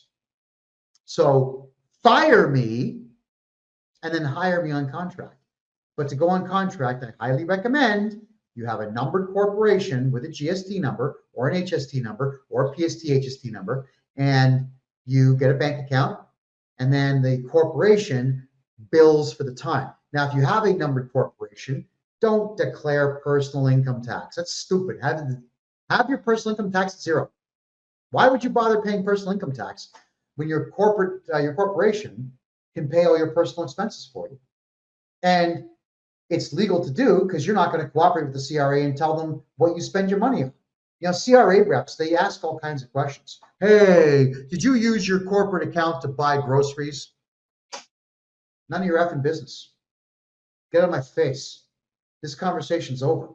Why? I'm floored at the fact that people don't raise their voice. I mean, you'll yell at your neighbor if they are too loud at 7:30 in the morning on Sunday. You'll scream and yell at them and throw hot water over the fence. But when the CRA comes calling, you become squirrels. No, man, attack the CRA the way you attack your bad neighbors. They will back down.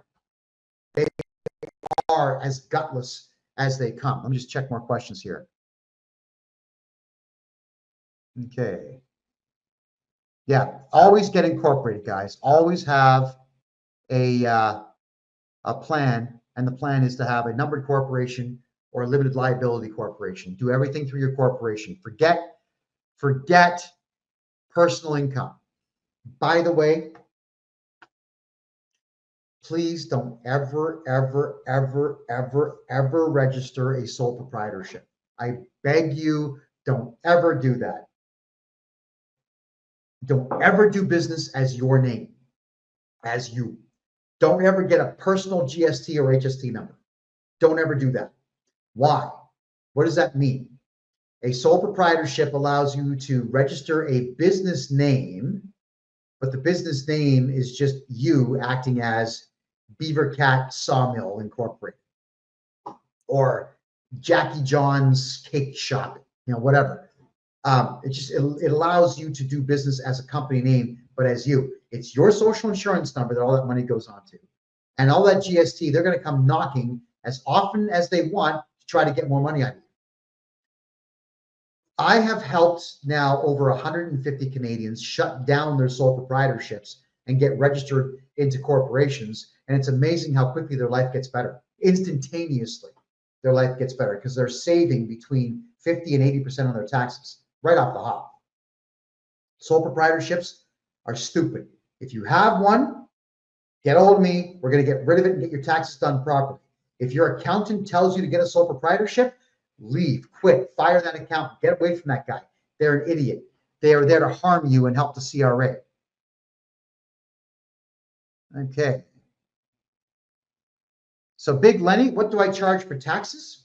You're going to love this, everybody. My fees are crazy low. Like I think sometimes I'm nuts charging the prices that I charge. I do a consultation. The initial consultation is $150. Most guys on TikTok and Kick and Rumble here are $350 for a half hour. I'm $150 for a full hour. We get a chance to talk. We get a chance to know your tax problem, and then we get a chance to build a strategy. Then, if we're doing your personal taxes, if it's not complicated, it's $250 per year. That's it, but they're going to get done right. I'm not H&R Block, right? But I hate those guys. We do them correctly. I don't use software. We go through everything and it's done on paper because we can adjust whatever we want to without the software dictating terms to us. If you're looking to do your corporate taxes, most accountants are $5,000 per tax year. And $50 says you'll still owe money, but I am between $1,250 and $2,000, depending on how complex your tax case is. $1,250 is the low and $2,000 is the high. I have never gone over $2,000 per year for corporate taxes, and I do them right. And again, I do them on paper. I don't use their electronic nonsense because that never works in your favor. Always works in their favor. So that's there's other services that we offer, like opening up a bank account for you down here in Panama is 950 Canadian dollars or 660 US. I take all your paperwork into the bank and they register your bank account for you within 5 days. And you get a debit card, you get internet banking, it's all in English, you get everything done, your money is safe, completely safe from the CRA. If you want a corporation down here, my lawyer charges $3,000 US, that's the corporation fully registered, and the corporate bank account fully registered, done. These are things that we do for people to get their money out of Canada. There's other stuff that we're going to be doing in the United States as well. More information on that coming soon. Just checking your questions here. So Steve, you're saying if it's a First Nations company, to get the benefits, it has to be a sole proprietor. Okay. If it's a First Nations business or a Native-owned business, do you know how much fun we can have with the paperwork on that? The CRA grants so many kickbacks and so many, what do we call them here? Not even loopholes. It's just everything's in your favor. There's so much that we can do to bring your tax bill down to zero if you're a Native-owned business. Get a hold of me. I thoroughly enjoy doing those tax returns, by the way. Is bankruptcy the only thing that someone can do? It's the last thing you do. Bankruptcy is last. There are so many things we can do to get your tax bill down to the bare minimum. You don't have to go bankrupt if you've got me on your side. You got to remember, these bankruptcy people, they'll always say, yeah, go bankrupt, because they just want your 10 grand. Or if it's a lawyer, they want your $50,000, $60,000, $70,000. But the point I want to make here is it doesn't mean that they're going to do a good job. It just means they're going to make money off you. And if you're going to go bankrupt, do you have $70,000 to go? What's the point of going bankrupt if you got to pay $70,000 to do it? It's lunacy. And you know, to go bankrupt in Canada, I think that the trustee fee right now is $2,000. So if you have no money, you still have to find $2,000 to go bankrupt. Also, absolutely insane. But we can save most of what you have wrong in your taxation life before bankruptcy. Okay, so Marie says, all right, so you have a sole proprietorship that you can't, okay, if you've got a massive sole proprietorship bill, you got to get a hold of me. All right, there's ways that we can fix that problem, but do not go to a standard accountant who says, yeah, they'll audit you, so cooperate. I'm telling you, no. They might want to audit you. I'm going to tell the guy to go packing, pound sand, stuff it, a few other unkind phrases, and we're going to get rid of the audit and just fix your life for you. That is what I do. For me, it's a war. Every single time someone says they have a tax bill they can't pay, that's me going to war with the CRA. It's a battle that we can win every single time. Marie says, my husband has a small landscaping company. It's just him. Does he have to pay personal income tax? If he's under a corporation, you have a corporation? No, you don't. But I still recommend you get that consultation. It's only $150 for an hour. And for the rest of this year, there's no tax on that. So hurry up and get that done fast. No, but I need to explain it. And it takes an hour to go through how to operate your small business and not pay personal income tax and just the corporate tax on it, which is very low in comparison. Okay, and Liberals Gray, if you owe $250,000, you can probably fix that one. That'd be a challenge, but I'm up to it. Is there any way to escape paying taxes on a 401k withdrawal? All right, the 401k, that's an American thing. And right now, the only tax law that I have studied in the United States is corporate tax law. That's it. And even then, excuse me, it's only been for the last 6 months. It hasn't been 40 years like it is for all the Canadian tax law that I've studied. What you need to look into is tax shelter withdrawals. So for example, in Canada here, we have a tax shelter withdrawal, completely legal, where I'll save you at the low end 18% and at the high end 30% on your RRSPs and RESPs and your GIC withdrawals. So imagine getting back almost 30% in tax when they take off almost 48% in the first place. It's criminal what they do, but there are ways to get money back. My friend, I wish I knew more. I truly don't. Give me a year. I know it sucks me to say that, but I will be studying American tax law over the next year because the money's in the United States. Let's be honest. And I want to be an American pro as well as a Canadian pro. Nadia says, I was audited. They sent me a bill of $40,000. Please help. Okay, Nadia, we can have the decision that they made stricken by appealing it. The auditor probably did not inform you of your right to remain silent, probably did not inform you that you had the right to a lawyer, probably told you that you had to cooperate, probably told you that he had the right to do what he was doing.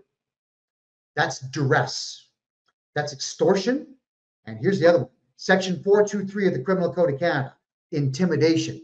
If you want, I'll help you file charges against the son of a bitch. I'll gladly do that. Section 423 of the Canadian Criminal Code says you go bye-bye for 5 years if you intimidate somebody utilizing your position to do so. So, Nadia, you get a hold of me. Let's file criminal charges against the auditor and let's get that audit removed from your record there and get your money back where it belongs, and that's in your pocket. All right. I got to reach out to you. My accounts are frozen. How would I send you money? Liberty. Okay, so liberals are gay. I like that name. Get a hold of me. Just go to my website, hit the contact form. Just put liberals are gay. I'll remember that in the subject line, please. And I'll get back to you within 24 hours. It takes about 24 hours now to get to my email. I will get back to you. We'll get you a solution. If you're having a difficult time with your bank accounts, what we got to do is we have to fix your taxes to get your bank accounts unlocked. Also, we have to appeal their decision.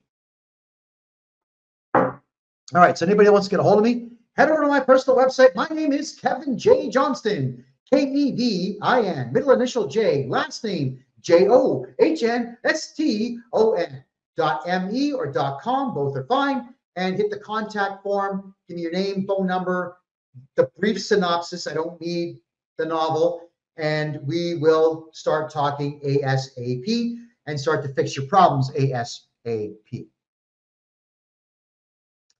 Okay, so the CRA says that you owe $15,000 in harmonized sales tax.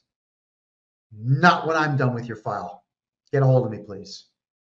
Is there a way not to pay tax on dividends? Yes, Brian. You don't take them. Why would you ever take a dividend? Oh, hold on. I know why. Because you have a bad accountant who told you it was a good idea. That's why. No. How would you like to be able to do it tax-free? I bet you just love to know this one. We do not do dividends when you are taking money from your corporation. Let's say you put $1 million into your corporation in the year 2000. It's your money. You've already been taxed on that money. Then in 2024, you say, I want the $1 million back that I invested. You contact me, I fill out the appropriate form, and you take the entire $1 million out of your company tax-free. It's called a corporate withdrawal. You're just withdrawing your own investment. And here's the best part. You don't even have to prove how much money you invested. You can just say, yeah, I put $2 million. It's not like they're going to know because you're not going to cooperate with them if they audit you. I'm going to get rid of them. So we do corporate withdrawals, not dividends. And you'll never, ever pay tax on a corporate withdrawal ever because they cannot legally tax a corporate withdrawal. All right, get a hold of me. KevinJJohnston.com. My name, Kevin, middle initial J, last name Johnston, kevinjjohnston.com. Hit the contact form, give me your name and phone number, email address, boom, we will talk. Let's get your problem solved. CRA says I can't claim child support without checks and receipts. You do not need to prove anything to the CRA. If they tell you, we want to see your checks, and we want to see your balances, and we want to see your bank account. No! What you do instead is you get a hold of me, and I write the appropriate legal letter, and then you and I both do this. We swear it in as an affidavit. We send it off to the CRA, and they have to accept it. No, you do not have to prove anything to them. You, as an individual human being, you can write off 100% of all your legal expenses if it's to do with your job or anything to do with your earning a living. You can write off 100% of marketing expenses. Even if you don't own a company, you are allowed to market yourself. Marketing would be simple things. Like, let's say you drop $10,000 on getting resumes printed and shipped out. You can write that whole thing off. Yeah, you didn't know that, did you? Well, now you do. So we write all that off. But I guarantee you, other accountants won't do it. They'll say, oh, no, I don't think you could do that. And yeah, I don't want to lose my license. They'll say that to you. I swear to God they will. So we can do that. And as for medical, you can write off 15% of everything. What we do collectively is we're going to look at your medical bills, and I'm going to keep copies, and that's it. The CRA doesn't get to see them. And if they say, well, we want to see them, I'll say, no problem, get a court order. Or come to Panama. Yeah, come to Panama and have a look at them. You don't have to prove anything. You know why that is, Craig? Chris, is it? You are not guilty until proven innocent. When the CRA says prove it, they don't have the right to ask you that, because now what they're doing is essentially accusing you of a crime. They're accusing you of being guilty, and they're demanding that you prove your innocence. It's the same idea as when cops say, hey, we had a complaint about you. Maybe you want to come outside and tell us your side of the story so that we know you're innocent. It's a trick. You are innocent. Coppers, here's my lawyer's phone number. Call him, get off my land. That's how you have to deal with things. So get a hold of me and we'll take care of that. Thank you, Nadia, for the message. We'll get okay, here is a great question. Dario, I can't even pronounce that. Your last name is Achilles. All right. What about paying property taxes? You don't have to pay any tax in Canada at all except property tax.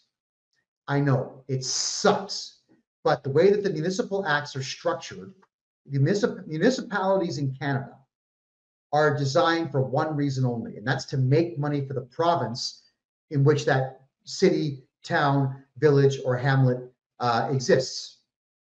So the biggest moneymaker for them is the property tax. Property tax is going to make them a lot of money. So even though you could argue that property tax is illegal, and some people have successfully, it's an incredibly difficult case to win in Canada. There's other countries where property tax is just outright banned. Jamaica is one of them. When you buy land in Jamaica, it's yours. You never pay tax on it, but you do have to pay the locals to bring water to you, so it's technically a tax. So, but income tax, don't have to pay. The GST returns, if you don't feel like it, you don't have to pay it. They can chase you for it, but you don't have to pay it. PST, you don't have to pay it. If you have a very dear friend who's got a native card, those lovely, lovely native cards, where you don't pay tax, then don't pay tax. The best part about the way society is structured right now is you and your buddy, if he's native with a native card and you're as white as me, and the two of you say, yeah, we're married, and he buys a car with no tax on it. It's amazing, isn't it? Take advantage of all these programs out there, by the way. But so don't pay any tax except property tax until further notice. I'm sure at some point in the next couple of years, I'll find out how to beat property tax. All right. All right, so Steve Nummo, dividends under 40 grand are tax-free. Not necessarily true. but you still don't want to call it a dividend, whether it's $1 or $1 million. Make it a corporate withdrawal. Just withdraw your initial investment from the corporation. Come to me. We'll put it down properly. I'll even fill out the appropriate forms to the CRA. It says it was corporate withdrawal. Never do dividends. Don't do anything that adds tax to your bill. It's pointless. It is absolutely pointless. If you bury a loved one on your property, you don't have to pay, apparently. I've never heard that. I guess I'll look at canlee.org, the database that has all the court cases in Canadian history, and see, but that sounds a little too good to be true. Because if so, I've got 6 urns of dead relatives that I could bury on the property and never pay tax, right? So I don't know. Okay. All right, I'm just going to check the Rumble room quickly here and see what the questions are, because we're down to our last 5 minutes. All right, just have a quick peek here. Danny Drum says, CRA took my GST and climate incentive payments until my CERB debt was paid off without my permission. All right, so this is the last point that I'm going to make for the evening, everybody.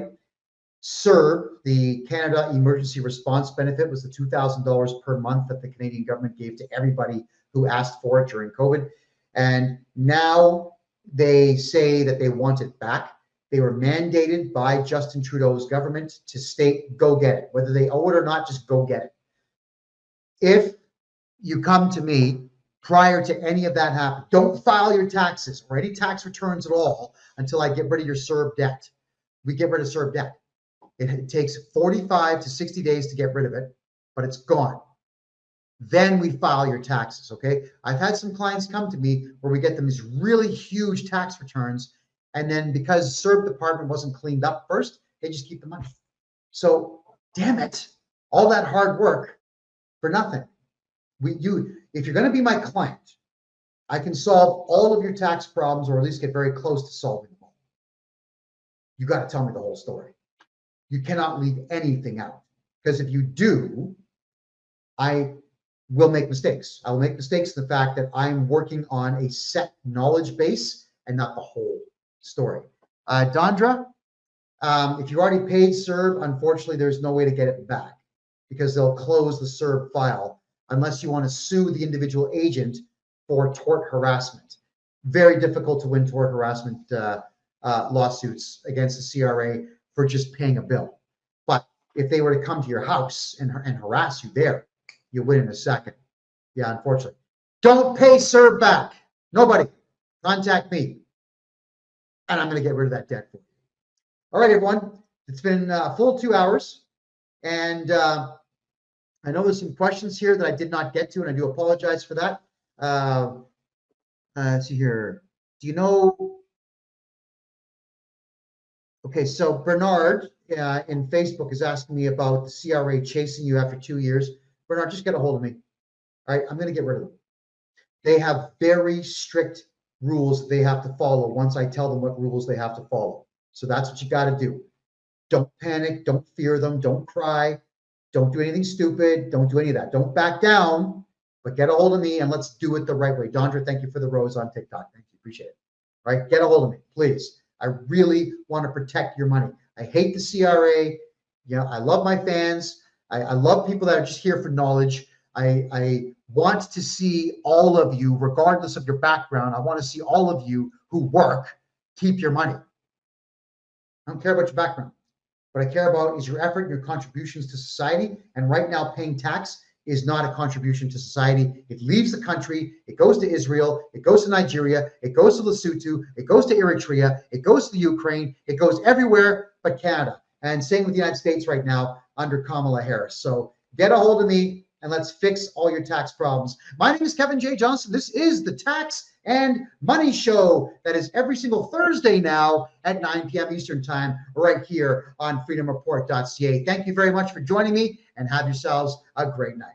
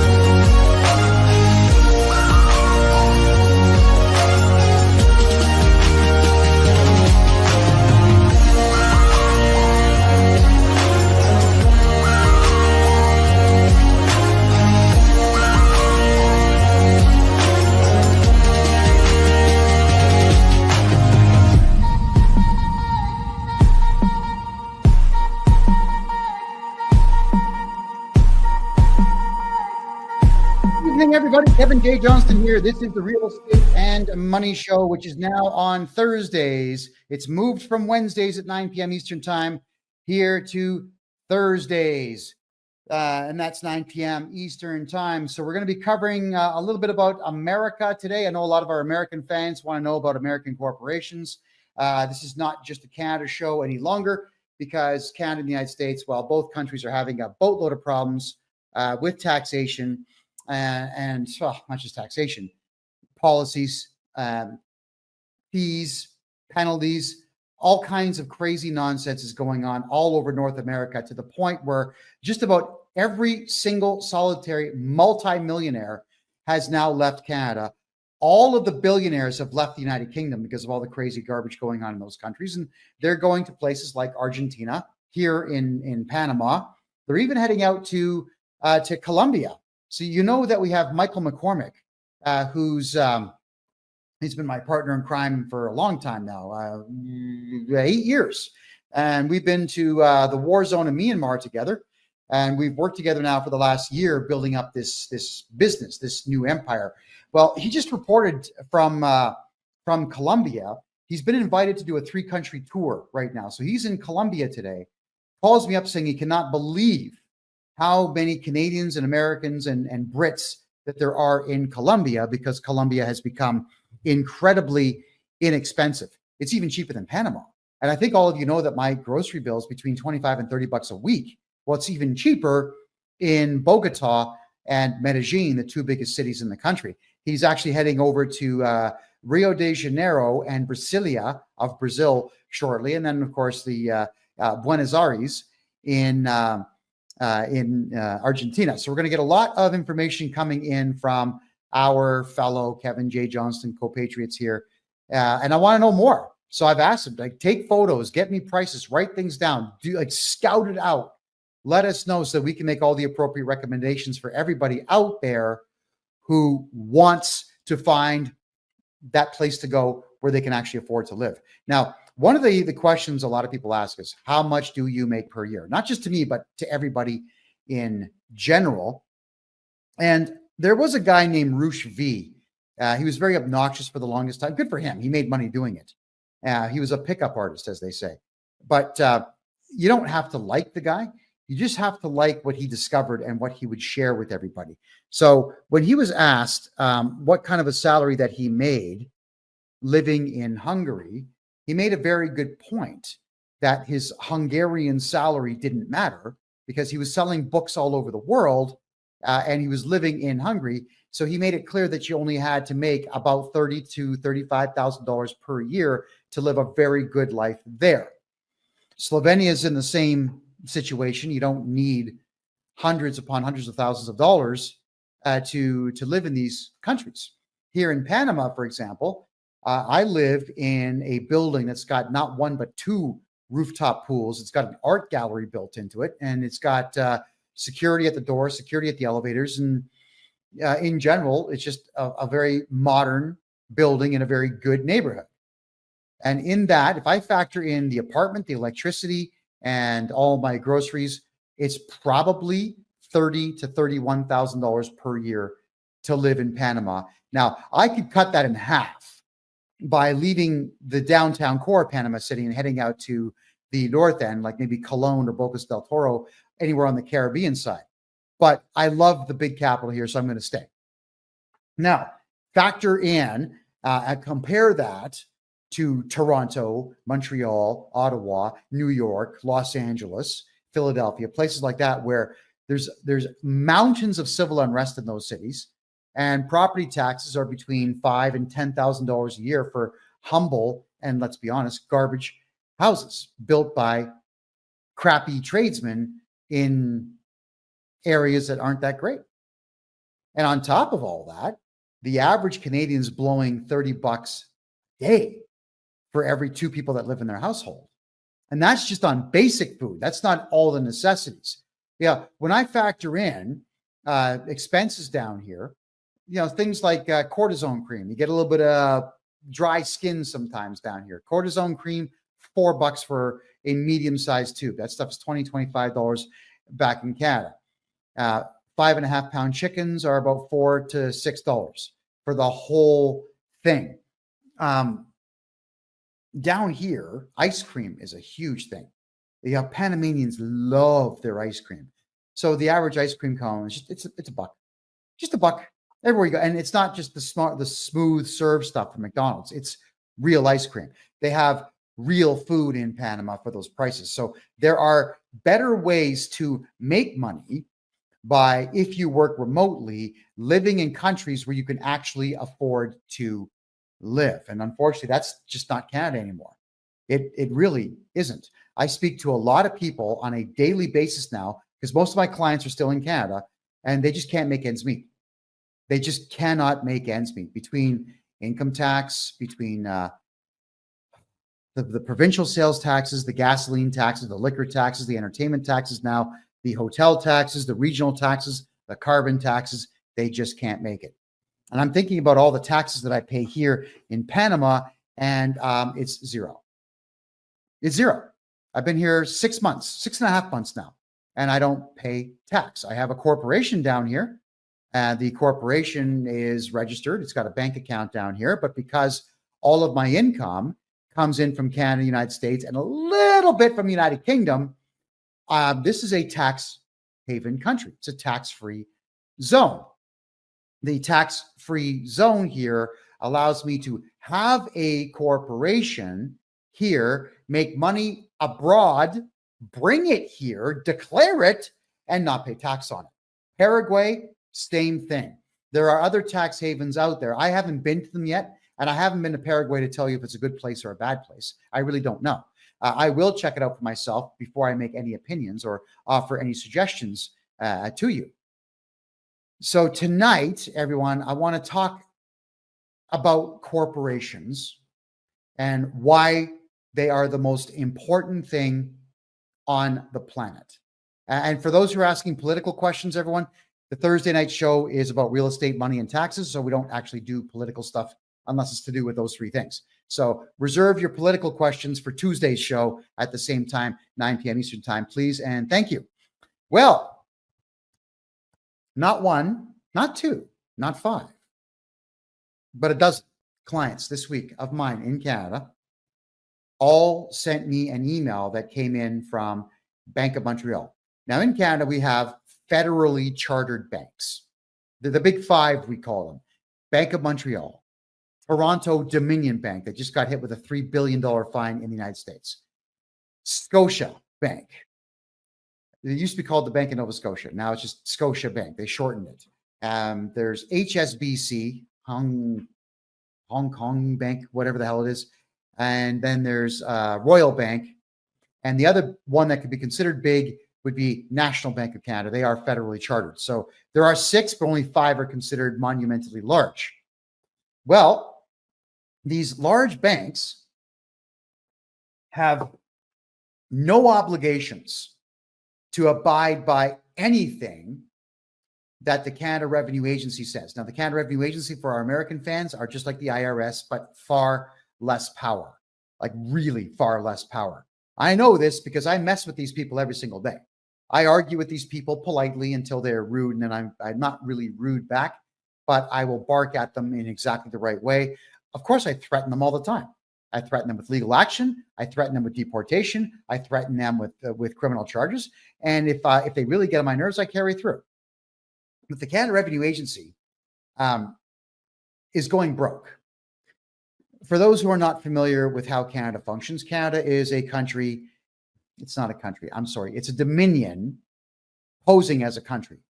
Canada has 10 provinces. Each one, almost all of them actually, are bigger than Texas land-wise, with the exception of everything on the East Coast. And these provinces are independent countries. They have their own ability to charter banks. They have their own highway numbering systems. They have their own accounting systems. They have their own taxations systems. They've got their own hospitalization plans, their own education systems. Everything is independent.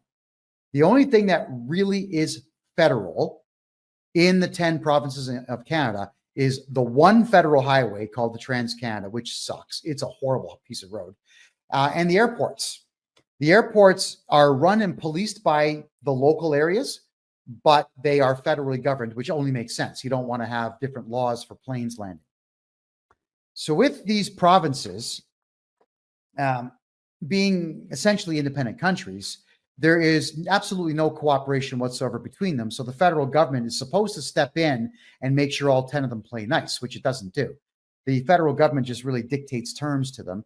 And the provinces that are run by left-wing loonies are extremely liberal, just like Democrat states in the United States.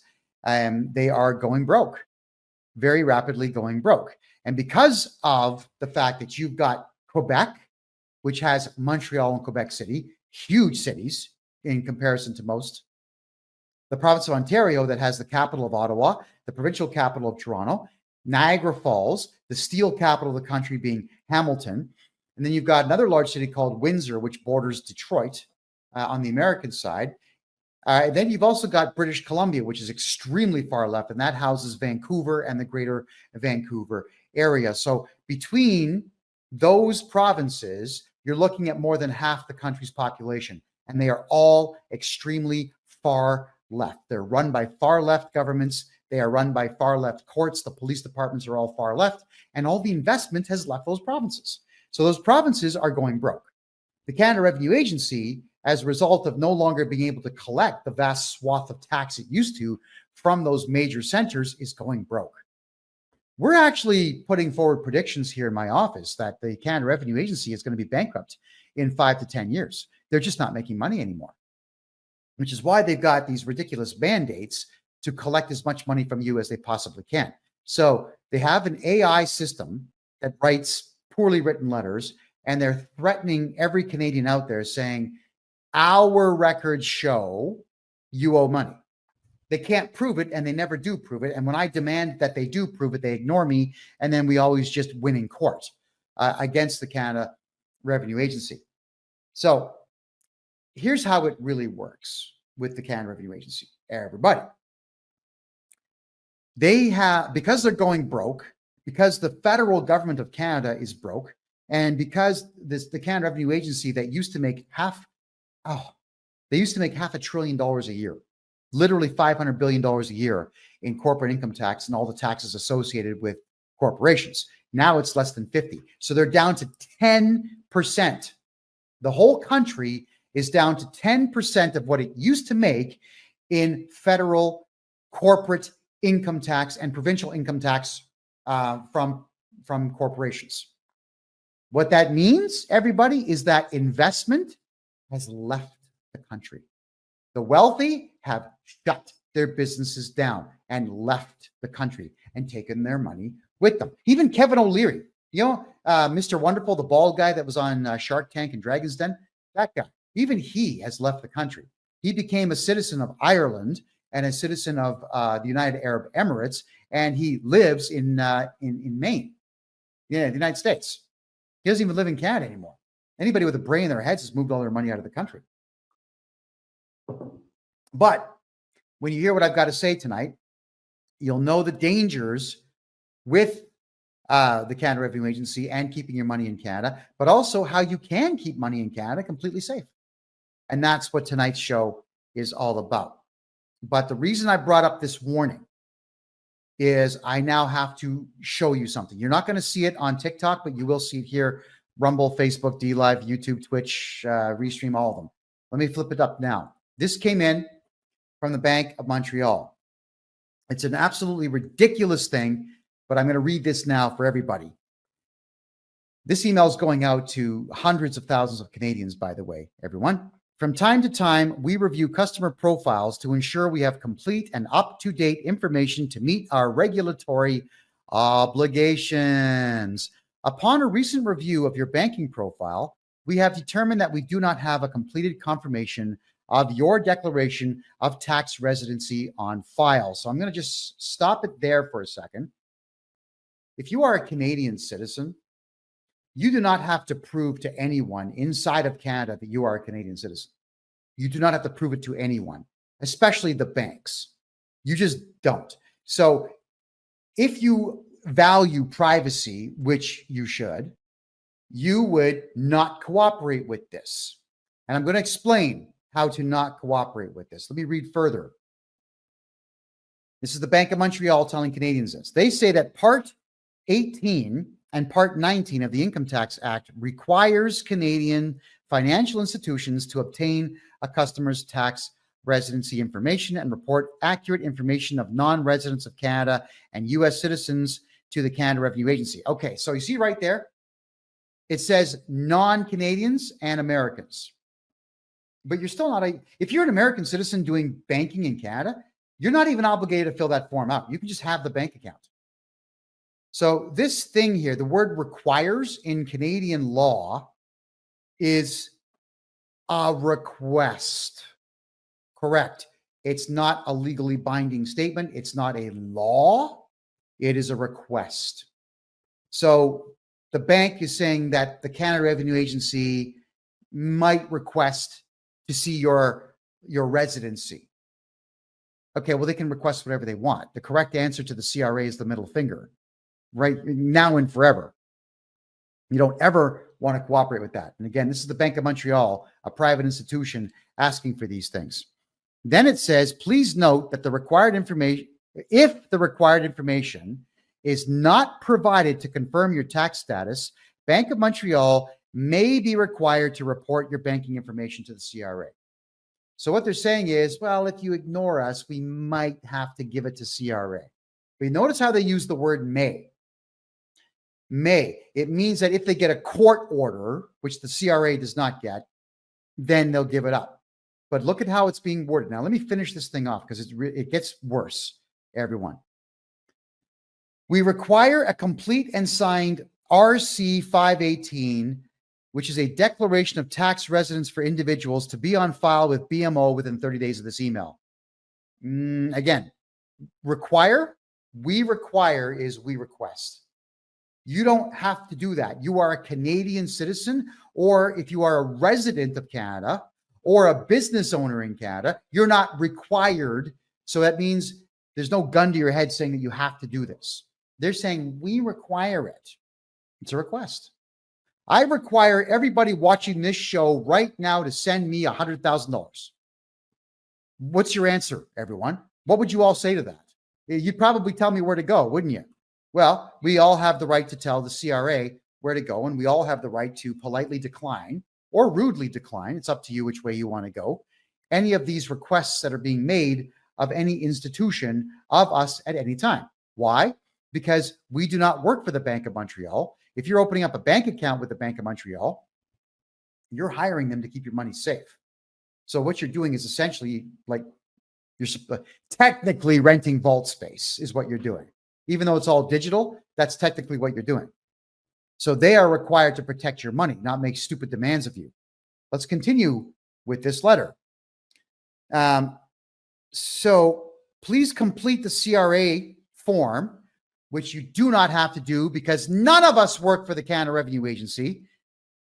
The Declaration of Tax Residence for Individuals available for download from the Government of Canada's website, canada.ca, keyword RC 518.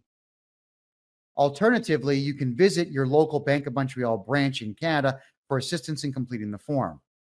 All right. So when someone says, please complete a form for the Canada Revenue Agency, no, thank you. What you do is come here to my website, kevinjjohnston.com, and you hire me to represent you. And I will send the appropriate letter in to the bank stating, no, you have no right to ask for this. Canadian citizens and landed immigrants who have official status are under no obligation whatsoever to fill out anything for the CRA at all, with the exception of one thing, and that's your tax return. But you can still do that a couple of years late. And on the tax return, name, social insurance number, signature, send it in. No numbers. Is that incredible or what? None. All right. So I'll continue with this ridiculous letter that the bank is sending out. Sign and return the completed form within 30 days by visiting your local Bank of Montreal branch in Canada or by mailing it in. And if you're a client of BMO Private Banking, please contact your relationship manager to have your information updated. If you do not have an assigned relationship manager or have any questions or concerns, you may bring this email to your nearest BMO branch. Okay, so essentially here, The courts in Canada have already ruled on this. Nobody can give you two choices which end up being the same thing, not legally. It's called informed consent. And right now you do not have informed consent. So if you get an email from any bank in Canada saying that you have to prove your citizenship, who in the hell do they think they are? No, you don't. It's for my American friends. It's the same idea as these border control things that they had inside of the United States. It was strange that Homeland Security set up border patrol stations inside of cities where they're asking American citizens, prove your citizenship, but you're already inside the country. And that's where Homeland Security relinquishes their right to be able to do so. They watch the border, the shipping ports, and the airports. That's what they watch. They don't watch the cities. That's what the police do. So there's all this overstepping of boundaries and overstepping of jurisdiction. And the Bank of Montreal or any bank in Canada has no jurisdiction over your information at all. So they're saying here, if you don't fill out this form in 30 days, we will give your information to the Canada Revenue Agency. But if you do fill it out, then we're going to give your information to the Canada Revenue Agency. Yeah, it's lose-lose. And you notice how they don't tell you what the third option is? Here's the third option. You can hire a lawyer or a paralegal or a legal agent, that's what I am, to send us a letter declining to cooperate. That is an option, by the way. And they don't list it conveniently. Why? Because the Canada Revenue Agency is making deals with the banks in Canada right now saying, you know what? We'll cut you in. We'll cut you in. We want to know what's inside those bank accounts. That's why the Canada Revenue Agency wants everyone to fill out that form. They want permission, sneakily asking for it, but they want your permission to look inside your bank accounts. Because the Canada Revenue Agency cannot look inside your bank account ever without your permission. I covered this 6 weeks ago, I guess, on it's called the Auditor's Handbook. It's an episode of this show. So look back on freedomreport.ca and you'll see that show where I read chapter 10 of the Auditor's Handbook, where auditors in Canada do not actually have the right to do anything if you decline. If you decline to give them permission, then it's over. And I do this all the time for my clients. Clients call me up, mostly in tears. Oh, I got an auditor coming to my office. Yeah, okay. Hire me, and no, you don't. And the auditors can't do anything about it because I call them up as the agent for my client saying, hi, we'd like to say thank you very much for the opportunity to have you visit the office, but we're going to decline at this time. And I tell them, I've been hired as legal agent and tax strategist to review my client's taxes. I will conduct the audit for you, and I will send you my findings. Now, I'm legally allowed to ask for 4 months, 120 days, which I usually do, unless I know that a new tax season's coming up and I already have the taxes done, in which case I'll ask for 21 to 30 days. So Canada, I don't know if you can do this in the States. I really don't know about IRS auditing procedures, but I do know that in Canada, you do not have to cooperate with an auditor, a tax auditor. You do not have to cooperate with the CRA in any way, shape, or form. And if they assess you with taxes, you contact me. We issue an appeal notice right away, and we take them to tax court. And in that time, we'll go through your tax file, fix everything up, and get rid of your tax debt anyway. Here's another thing people don't know, is that in Canada, you are allowed to reassess your own taxes back 10 years. We can say, you know what? I did them wrong. I did them wrong. So hire me. We'll go back 10 years and we're going to find every single mistake your previous accountant made and get you some money back. That's how I do it. 95% of the time we get money back for people when we go back 10 years, 95% of the time, because the CRA is not going to tell you what your rights are. They're certainly not going to tell you what write-offs you can have. And they're not going to, they'll tell you on the phone, well, hi, we got your tax return and we're going to deny your dental. They can't, but they tell you that. And if you don't give them the appropriate legal argument, then they're just going to go ahead and deny your medical expenses. So you hire me, we put them right back in. And we put them right back in with sworn affidavits and sometimes nasty phone calls from me. But they always take them because they have to. They have no choice. There's no law that says that they can deny medical when the medical is legitimate. They can't. So Jojo asks, why would I ask for 120 days to get people's taxes done with an auditor or with the CRA if it only takes 20? Why not? Why not? If you have something done and you don't like the person that you're doing it for, and they say, give it to me tomorrow, but legally you don't have to give it to them for 4 months, why not put it in your file folder and have your Google Calendar or your Proton Mail calendar or your whatever calendar go beep, submit your project tomorrow? I would. If I hate the person that I'm dealing with, I'll defer it to the very end. The very end. So why ask for more time? Because I can. That's it. For no other reason than I can. Why does the Canada Revenue Agency make phone calls threatening people and lying to them? Well, because they can. So they do it. I can phone them and threaten them and lie to them and do whatever I want because I can. The law says I can do it, especially as a legal agent. That's why. Never be in a hurry to do anything for anyone who's not paying you. And the Canada Revenue Agency is not paying you for your time. They want you to do all this tax crap and spend thousands upon thousands of dollars on accountants out there, many of whom are stupid and crooked, to then do what? Give them more money that you earned. It's not like they earned it. You earned it. So if you can delay them and irritate them and show them who's boss, you do it because you can. Just looking at your questions here, folks. All right. So in Canada, with the Canada Revenue Agency being broke and going out of their way to shut down people's bank accounts and trying their best to get their hands on people's houses and whatnot, all we've got to do is we put forward an appeal.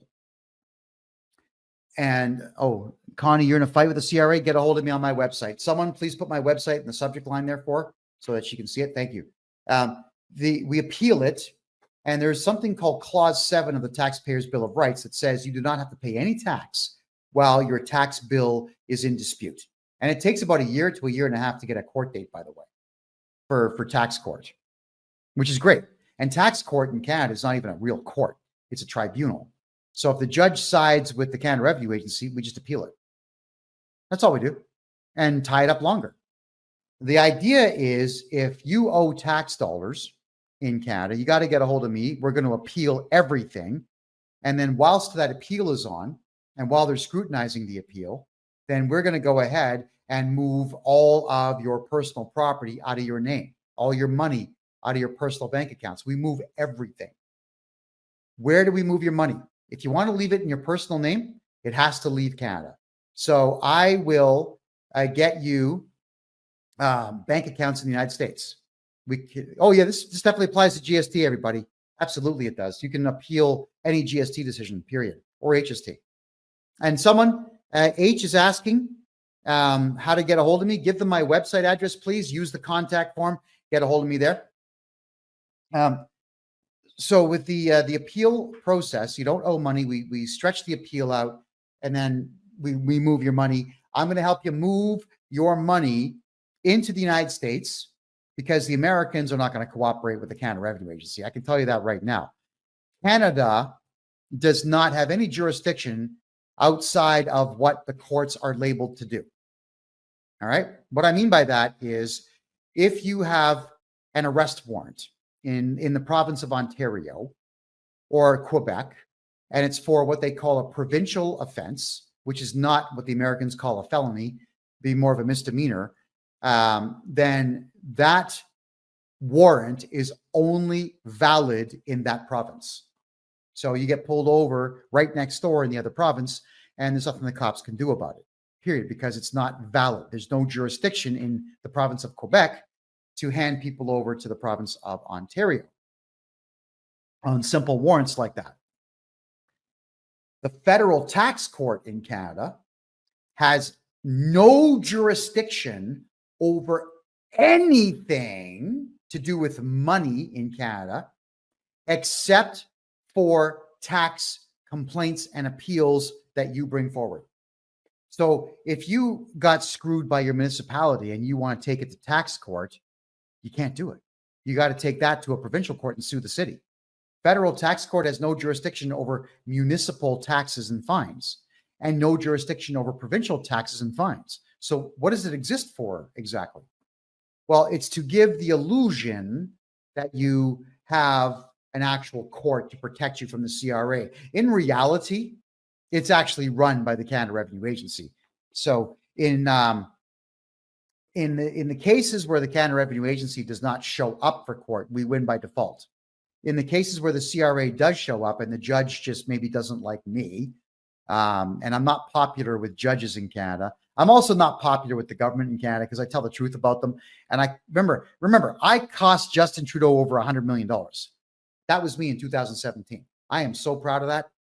I am so proud of that. So I'm not popular with the government, but that's okay. I don't have to be. I don't like them any more than they like me. So sometimes judges say, well, we're not going to let Mr. Johnston here represent you because he's not a licensed lawyer, which in Canada, you don't have to be. So we just appeal that decision and go back to court and keep appealing. And eventually we'll take it to the Supreme Court of Canada, which operates separately from the tax court in its entirety. So if the country of Canada makes a switch to a conservative government next year, it's not going to be fixed. It just might be a little more fair in the courts for conservatives. That's all that it is. So don't think for a second that when Trudeau leaves office next year, should Pierre Poilievre win as a conservative, that there's going to be this monumental fixing of the country. Canada's broke. It's done. The country has no money. Right? A population of 41 million, where 11 million are not working right now, and about 5 to 8 don't speak English, in a downswung economy that was deliberately destroyed by the federal government, there is no way to make money in Canada, even if a conservative government wins. So get that stupid idea out of your head. There's no political solution to Canada at all, which is why I'm saying, like, activists and freedom fighters and whatnot, quit. It's over. Be a little bit greedy now. Make some money. There's nothing wrong with making money. The rest of the world out there wants to become G20. Panama here will be G20 in less than 10 years. I can promise you that. There's money everywhere here. The new government here wants to do nothing but make money. Holy crap. People around the world want to make money. In Canada, people don't want to make money. They seem to be afraid of it. They absolutely seem to be terrified of making money. You know, they don't want to charge what they're worth. They don't want to collect their bills. They're eager to pay taxes. They're afraid of the CRA. They're afraid of the police. They're afraid of the government. Yeah. Here in Panama, when I negotiate to do business with a law firm or a bank or a government official, they do business. Try doing business with a politician in Canada or a bank in Canada. It's not going to happen. The banks in Panama, just like in the United States, are capital-based banks. So you can raise capital in the banks and actually go out and open a business and make money. In Canada, it's asset-based banking. So if you don't have a house, you're not going to get a bank loan. If you don't have RSPs or stocks and bonds that you can use as collateral, you're not getting a loan. Asset-based banking has screwed Canadians. That's why there's no economy anymore, because there's no way to raise capital in Canada. But there is a way to protect everything you have. And that's what I would like to talk about now. Oh, by the way, I want to finish off what I was going to say about the bank. The Bank of Montreal putting out this notice. If any of you get this notice where the Bank of Montreal is telling you to prove your citizenship, call me. Call me. I'll get the letter written for you, and we'll get the letter sent out to your bank, whether it's BMO or any of the other ones, and let them know that the answer is a resounding no. We will not fill that form out. Canadian citizens are not obligated to do so. And by the way, you will not share my client's private information with the Canada Revenue Agency. There we are. Okay. How does one keep their money in Canada and protect it from the government? Essentially, oh, hold on, wait. We got a question here. What happens when Canada Stan becomes fully insolvent? Well, the Canadian dollar will crash. It'll go down to maybe 10% of its value. And then Canadians will really be hurting, because if they did not switch their Canadian dollars to something a bit better in that time, they're going to lose it. They'll lose their money. Now, I want to say to everybody here that the federal bank charter, the actual Bank Act, was going to expire in June of next year. I did 5 shows about that with Rob Anders, who's a former member of parliament. He used to work with that idiot Justin Trudeau. So we did 5 episodes telling Canadians that the Bank Act is going to expire and it's time to get your money out of Canada. Well, since the Royal Canadian Mounted Police watch every show I do, and since CSIS, the Canadian spy agency, watches my show, and both agencies file reports to Justin Trudeau, they actually told Trudeau, this Johnston guy is telling people to do a bank run. You might want to do something about this. So thanks to me and thanks to Rob Anders, we got you 2 extra years. So the Bank Act has got a 2-year extension added to it, which means the Canadian dollar right now is going to have value until June 30th of 2026. I'm sorry, 2027, my mistake. So you got 2.5 more years. What happens then? If there's a conservative government, maybe they'll extend it. If it's going to be Justin Trudeau pulling off some kind of cheat, then you can expect it to completely expire and the Canadian dollar to completely disappear. At that point, my recommendation, strongest recommendation for Canadians, if you're planning on staying in the country, you got to put all your money into property. If you're planning on leaving, you got to put all your money into Bitcoin. Is right now here in Panama, it runs on the US dollars. 2,600 US dollars costs 3,600 Canadian to buy. And it's going to get worse. So for Canadian money, I'm going to just put all of it into XRP and Bitcoin, maybe Ethereum, and do everything else out of the United States and Panama in US dollars and keep all that money here in Panama. In Canada, however, there is still a way to protect your money. If you think that you're going to stay in Canada for the next decade, I would advise against it. But here's how you protect yourself. And this is what I do for my clients all of the time. In Canadian law, there is something called personhood. Look it up for yourself. Just go to Black's Law Dictionary and look up person. Yeah, like a human being, like a person.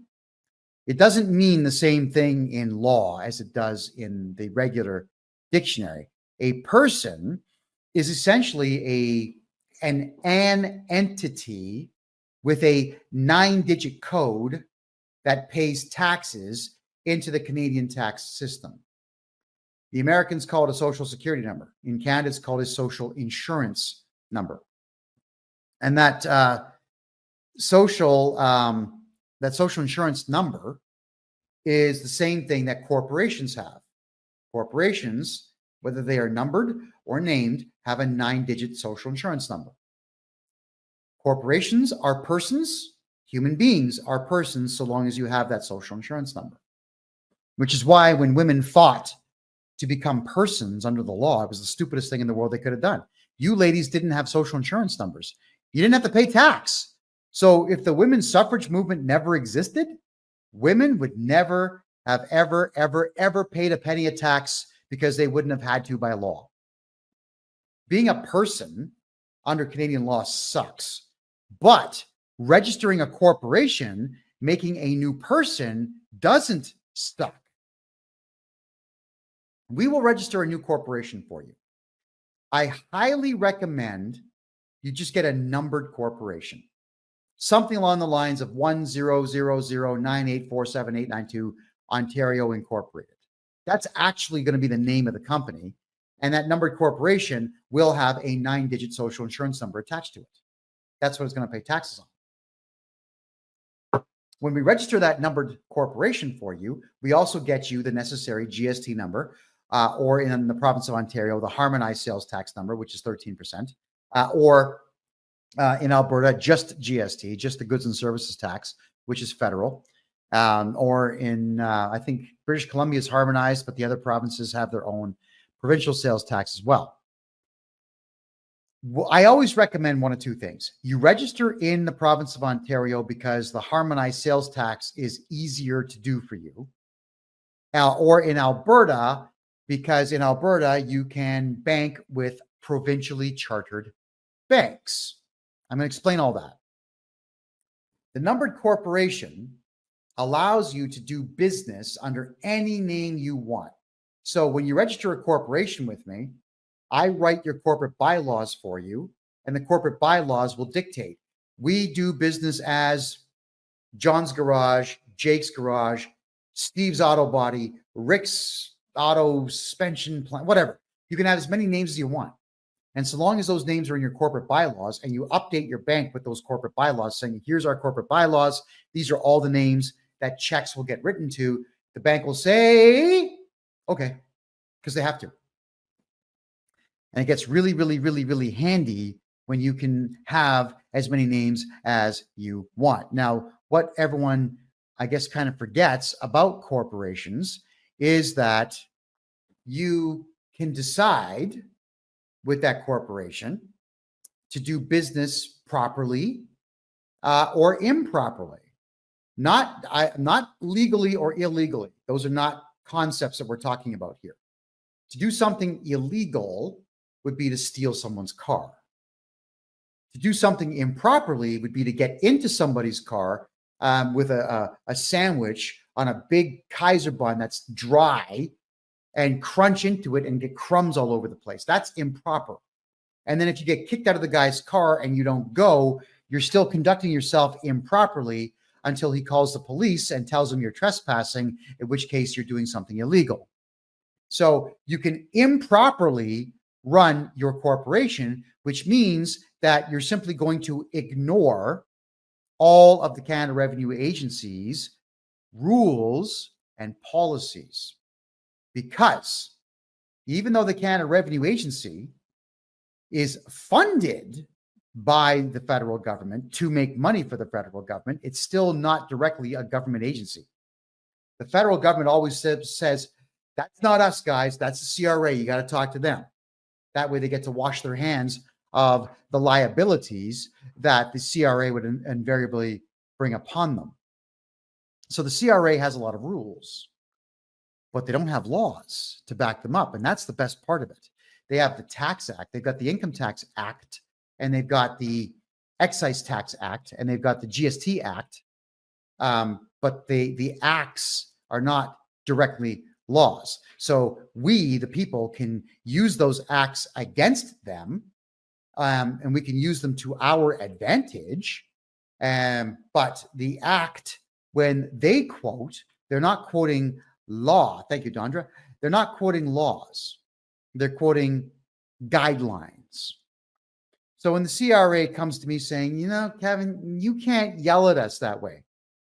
Okay, show me the law that says I can't call you when you're breaking the law yourselves and raise my voice to warn you that we are this close to losing our patience with you and this close to charging you criminally. Show me where it says I can't tell you that. They can't. Show me where I must tell you how much money I make. That's the amazing, astounding part of these income tax acts and these acts for taxes in Canada and these CRA policies. They tell you, well, you know, we want you to, but the word voluntary shows up more than the word must in all of these laws. So if you are being told that you can, not must, you can voluntarily tell the Canada Revenue Agency how much money you made. You can also voluntarily give them the middle finger and not tell them. Oh, yeah. Oh, yeah. You can just not tell them. The Canadian tax return has no law.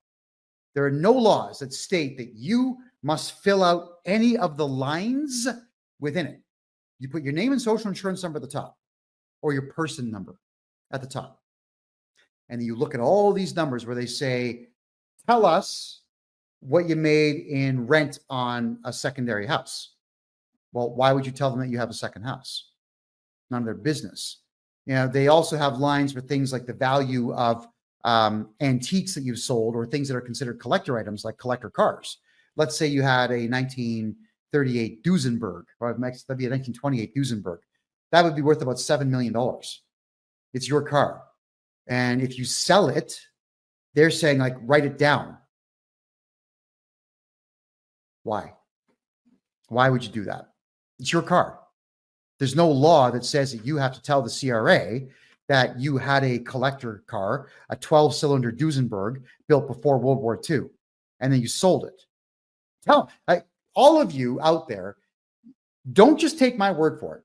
You can go to ChatGPT and tell ChatGPT, find the law that says I have to tell the Canada Revenue Agency that I have to divulge that I sold a car, that I have to divulge that I sold a house, that I have to divulge how much money I made gambling at a casino. And ChatGPT is going to come back and tell you there is no law.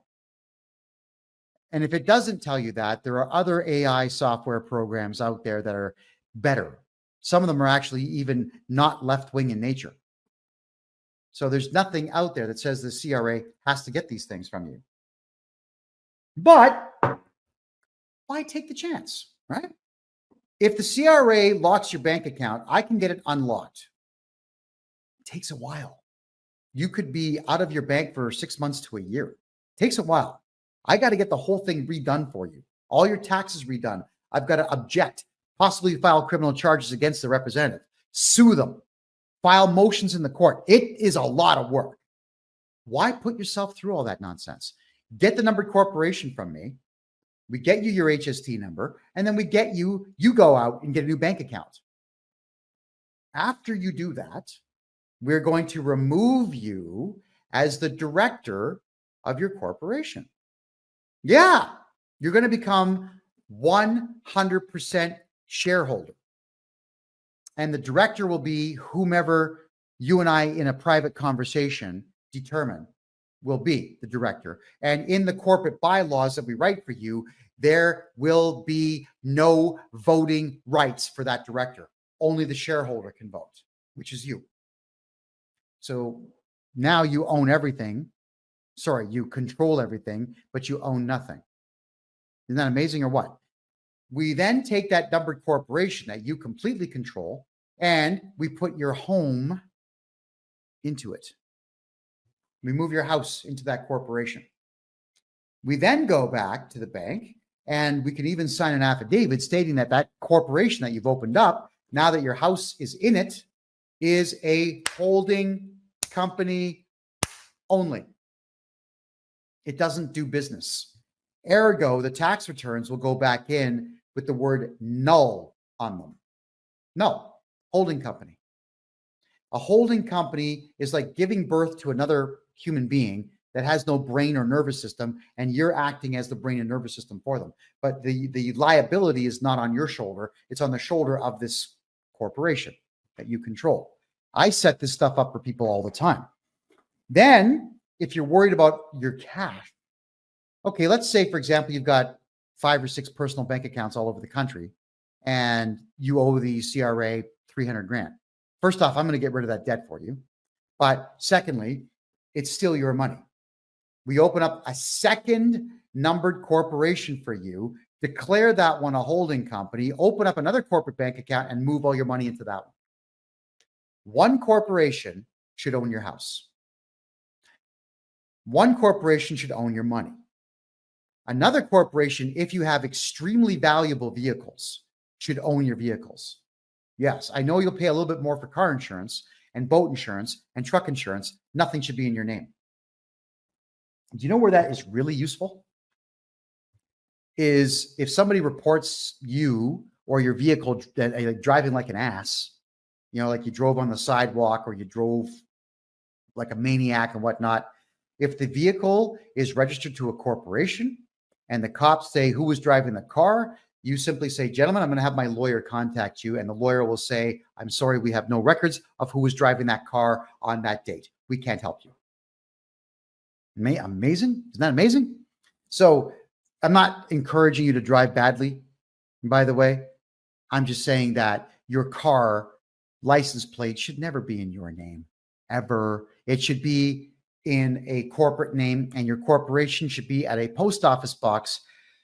Sorry, that's not true. A mailbox at a private company like the UPS store, for example, because if it's a post office box, when you have PO box, a lot of places will not send mail to it. But if it's a UPS store or mailboxes, etc., or a private mail house, then your address will be a real address and your box number will be an apartment number. So this is how we protect your money. Everything that you own in Canada should be in a corporation. But let's say, for example, you want to do business in your corporation, but you don't want to pay tax. Okay, so we're going to register your corporation, everybody. We're going to get it going up here. We're going to get the GST and the HST number on it. You're going to go and get yourself a bank account. We're going to remove you as the director, make you sole shareholder. Go do business. Go do business. Remember what I said about your tax return? You can do them 3 years late if you want. You don't have to do them right away. If they make a phone call to you or send you a letter saying, well, we want you to do your tax return, contact me. I'll get on the phone with them saying, I've been hired to do the tax return for this corporation. I'm going to need you to stop contacting them. And I require 120 days to review the taxes of this corporation. Now, at that point, we don't have to file any taxes whatsoever. We can just say to them, we're going to send you a tax return. And we send it in with nothing on it. And because it's a brand new corporation, you have no tax history. So if you have no tax history, they cannot take a wild guess as to what you've made. And they're not allowed to see your banking transactions. So even if you made $60 million and it's in your bank, they can't see it. And they can't just immediately seize it unless they go through their own internal policies. So let me tell you what that is now. Let's say we do a null tax return. Let's say they don't bother you for 2 years. So you don't do a tax return in year number 1, and we're thinking we're not going to file in year number 2 either. But then they start to contact you saying that you must send one in. Okay, fine. So we will send in the null one, but we're going to tell them we need 120 days, and we're going to take that full 4 months to get it done. We then send it all in, and if they come back with an assessment stating that our records show that you owe money, we will appeal it. Because what the hell are they basing it on? If you got a brand new corporation, you're in business for 2 years, but you've never done a tax return, anything that they put in there is a guess. It's a lie. Stab in the dark. So we take them to tax court. The tax court date's not going to come up for about a year to a year and a half. Clause 7 of the Taxpayers' Bill of Rights says you do not owe tax until you've had an impartial review. So you can go another year of making as much money as you want, and you don't owe tax for that entire year until the hearing takes place. And I can represent you in that. If we win, great. If we lose, great. We're going to appeal it. You get 30 days to appeal that appeal. And we always submit them within like after 20 days. We wait. Stretch it out. What's the hurry? And then once we submit the appeal, we do what is called the perfection of the appeal, where we put all of our reasons for the appeal into that new appeal and then send that in. We get 60 days to submit that. So we take the full 60 days. We submit everything on day 59. So I just bought you another 90 days. Then in Canada, it'll take about 6 months to get the appeal hearing to be scheduled. And then we go and we present, saying to 3 judges, saying, here's all the errors in law the judge made. Ergo, we would like our appeal to go through, and all we're asking for is for everything the judge decided to be struck and that we don't owe any tax. And they're going to look at it saying, yeah, he did make mistakes in law. We're going to have to grant this appeal. Okay, now, here is what really happens with the CRA. Let's say in tax court, the judge says, no, I'm going to side with the Canada Revenue Agency on this. The Canada Revenue Agency can only do one thing. Only one thing. This is going to blow your mind. They can just send you another assessment. That's it. Do you know why? Because even on the federal tax court's website, they tell you right there, we have no jurisdiction to hand out monetary penalties to anyone on behalf of anyone. Translation: they can't give the CRA your money, and they can't give you the CRA's money. They can only say yes appeal, no appeal. That's all they can do. So when the CRA sends you in the assessment on the lost appeal, then we appeal that too. So now you've got 2 appeals on the same tax debt. By that time, you've sold me your corporation. You no longer even own the friggin' thing. All right? How's that sound? And you're into a new corporation at that point. That is what I do for people. We just use the stupid court system and all their stupid rules against them. This is not free man on the land stuff. All right? This is not sovereign citizen stuff. I don't do that crap because it doesn't work. This is the law. They wrote the laws. I didn't. We're just abiding by them to our advantage, which we are absolutely allowed to do. All right. So that is why we do the corporation thing in Canada, because you'll never have to pay a tax debt again. We're going to appeal everything the CRA says. Everything. And because they don't have the right to look inside your bank account, they don't have the right to go to your property without permission, they don't have the right to walk into your office or talk to any of your staff, they don't have the right to do any of these things if we tell them, stay away. But you have to contact me, and you got to get me to issue the no trespass notices to these people and threaten them with prison time if they do go to your property. Once we cancel the audit, that's it. There's no audit. There we are. So someone's asking me, what about a personal business, a small personal? If you're talking about sole proprietorships, everybody, don't ever open one of those. All right? Just don't. Unless, and there's only one time, and I've thought this through, and I'm still a little on it. If you've got a full-time job, you can have a sole proprietorship separately from that. And the sole proprietorship allows you to write off everything. Everything. All right. So let's say on your T4 slip in Canada, where your boss writes down everything that you've made. If you have a sole proprietorship, we can put a ton of expenses into it. So, you know, your fuel, your car, your desk, your computer, your lights, your grooming. Yeah. You know, awesome hairstyles like this, whatever.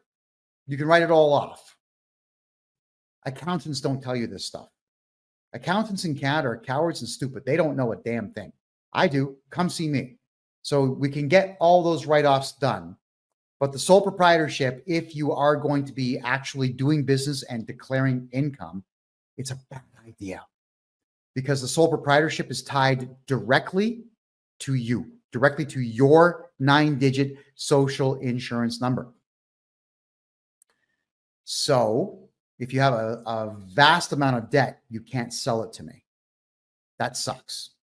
So we have to go back and look at your taxes and figure out what your previous accountant did wrong and try and get you some money back. Please do not open sole proprietorships. If you have one, you got to get a hold of me now. Get a hold of me right away. We're going to get rid of it. We're going to fix your tax problem. And then we're going to get you into numbered corporations to protect yourself from that. All right, someone's asking me a question here. Can you change that halfway through the year? Brad, you can change your operation to a corporation anytime that you want. Here's the cool thing, though. If you do have a sole proprietorship, everybody, and you open up a corporation, you can put all of your money from the sole proprietorship into the corporation as the initial investment into it. So let's say you got 100 grand cash. You put that into your corporate bank account. That's $100,000 that you can take out of that corporation in the future tax-free because it's your initial investment. Then let's say that you got your desk and your mouse and your headphones and your glasses. What else would you have there? Your fax machine, your cell phones, your cell phone plan. You take all of your gear and put it into the corporation. The retail value at that year counts towards your initial investment. So even if your desk is used, you bought it for $1,000 2 years ago, and today the same store like IKEA might sell it for $1,400. You can put the $1,400 value into your corporation. Just list everything that you put in. List it all. And when you're done with the list, get it sworn in. Now I can put you in touch with some really good notary publics anywhere in the country. Make this stupid gesture and now it's sworn in. I swear I put $100,000 of cash in and $600,000 worth of equipment in. I cannot tell a lie, I swear. Okay, now you're done. Now, if you do decide to do your taxes annually with your corporation, keep in mind that you personally, for let's say the next 6 to 8 years, you don't have to declare any personal income. You just don't. Why? Because you're going to say that I'm going to do a corporate withdrawal. I'm going to take 100 grand this year out of the 600,000 that I put in. So for 6 years in a row, you can pull $100,000 out of your corporation completely tax-free. Completely tax-free. That is actually in the Income Tax Act and the Excise Tax Act. That's their rules, not ours. We're just abiding by the rules because it works to your advantage. And why would you not want to do that? So when you're opening up your corporation, everybody, and you're going to actually run it like a business, we have to put the value of everything that you submit into that corporation down on an affidavit and swear it in. And the more, the better, by the way. And there's nothing stopping you from doing things like, oh, you know what? I'm going to put my PlayStation 5 into it and all the games for it and my Xbox and my television set and my gaming chair and all the other stuff that wastes my time. Oh, wait a minute. I'm an idiot and I bought season tickets for the Toronto Maple Leafs because they're going to win it this year. I swear to God, I'm going to move those into the corporation and use them as promotion by taking supposed future clients to the game. Yeah, you can move all that in there. Absolutely. I don't even know what that would be worth. To me, it'd be worth 5 cents, but I don't know what that's really worth in reality. You can do it all. Absolutely everything. You can say, you know, this old couch from 1977, I'm now going to take that and put it into my company. Get the full retail value of a new couch. Congratulations. That value you can take out tax-free in the future. That's, of course, if you do decide you want to declare taxes and whatnot. All right. So always factor in that you have so much that you can do to just not pay tax, because these rules actually work in our favor. And if it works in your favor, do it. If it doesn't work in your favor, don't do it. What? Don't do it. Stop talking about what you make. Stop talking about what you have. God, like, just stop it. All right. I'm not going to be talking about bills of exchange tonight. That's Mike Holt's thing. I'll let him tell you guys what that's all about. Just checking your questions here. How do you go from a sole proprietorship to a corporation? Contact me. Get a hold of me, and I'll take care of it all. That's what I do. You can do it yourself, but if you don't do it right, then there's no benefit to it. You got to do it right. And I've got this sequence right down pat to get it done for you, smooth. I want everyone to. I don't want anyone paying taxes anymore. It's pointless. Hey, what are your tax dollars going into? Let's break down Canada for a second here. Your tax dollars are going to Justin Trudeau's government for the most part. He's been in office for how long? 8 years, 9 years now? He hasn't built any new highways, new shipping ports, new airports. He hasn't fixed Edmonton Airport at all. That one's a dump. It should be blown up. He hasn't fixed any of the congestion problems anywhere in the country. He has not nationalized the highway system of the country and put national funding into it. Our national railway sucks. There's no standardization of education anywhere in the country, and we're not getting educated anymore in Canada. It's all just indoctrination into far left-wing policies, which is ridiculous. So your tax dollars are going to the following countries: Ghana, Lesotho, South Africa, Sudan, South Sudan, Eritrea, Ethiopia, the Ukraine, Israel, Saudi Arabia. It's going into all of these countries so that human beings can kill each other. Yeah, that's why it's going to these countries. I guess we can call it population control if you want, but that's exactly what's going on. Your money is going into murder, mass murder on a global scale. I don't want any of you contributing to that. So let's use these laws to our own advantage in Canada. Open up corporations. Your personal money goes into a corporation. Your house goes into a corporation. Your car goes into a corporation. Now, here is where it gets crazy for people, all right? And sometimes I just pull my face down because I've heard it so many times. And I'm going to keep, this is what I do for a living, so I'm going to hear it every day. But if you put your house into a numbered corporation and you sell the house, everyone says, but what about capital gains? Remember what I told you about reporting taxes for your corporation 2, 3, 4 years late? And then you can, because you're not going to be director, you could dissolve the corporation. I'll dissolve it for you. Just give me a call, I'll get it dissolved. You could sell it to me. I'll buy it off you and take your debt away. Yeah.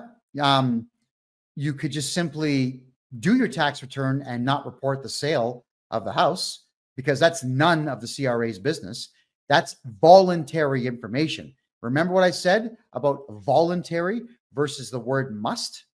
The word must is not in the CRA policy book. You don't must do something. You can voluntarily tell them. Why would you do that?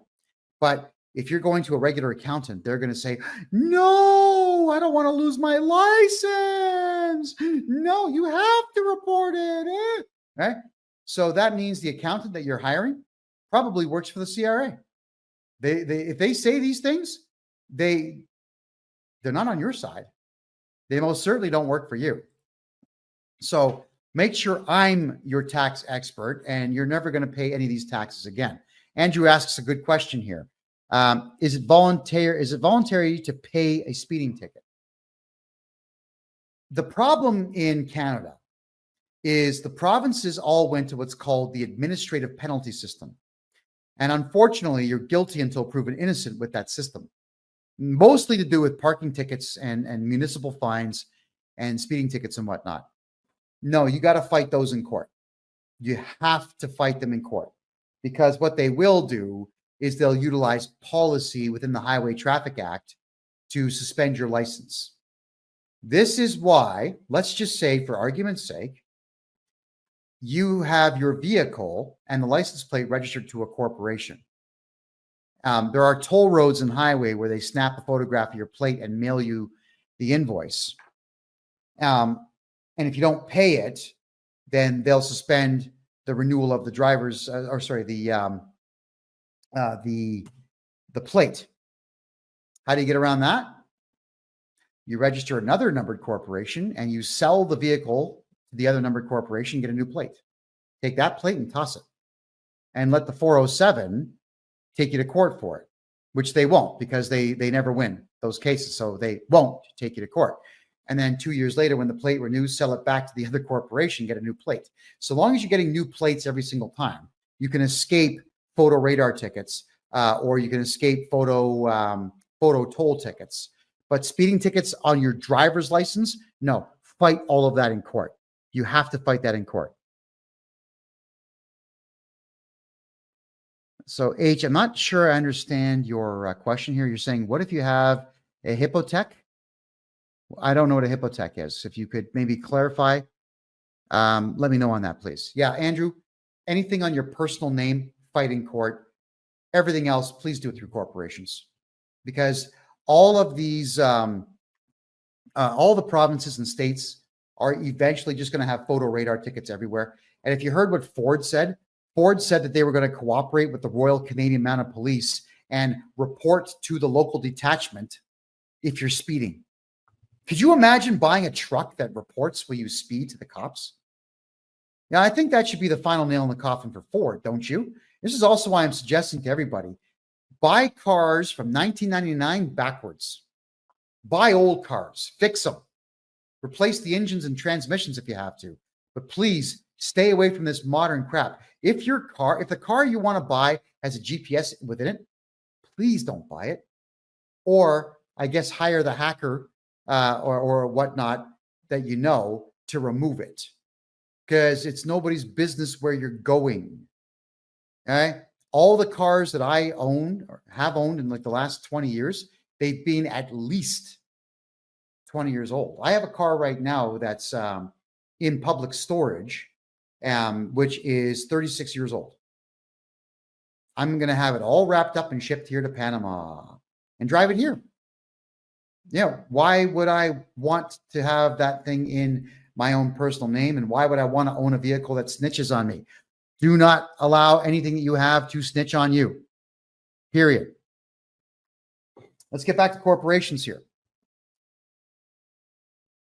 In Panama here, you can do the following in Canada. You can open up a provincial corporation in Canada or federal, your call. And then you can transfer the ownership of it to an American corporation. And then you can transfer the ownership of the American corporation here to a Panamanian corporation, because Panamanian law is quite good in protection of corporations down here, and also quite good in the way of being able to own foreign interests and foreign corporations. Dynamite. So that is the best way to protect yourself if you really do want to get the full-blown protection and keep all liabilities away from you. Canadian corporation owned by an American corporation, which is owned by a Panamanian corporation. Cheers. You're welcome. Let's get all these things set up as quickly as we possibly can. Why else would you want to have a corporation? Well, you're going to alleviate yourself of pretty much all fiscal responsibility. If you get credit cards in the corporate name or bank loans in the corporate name, and you are not the director, you're never going to be responsible for them.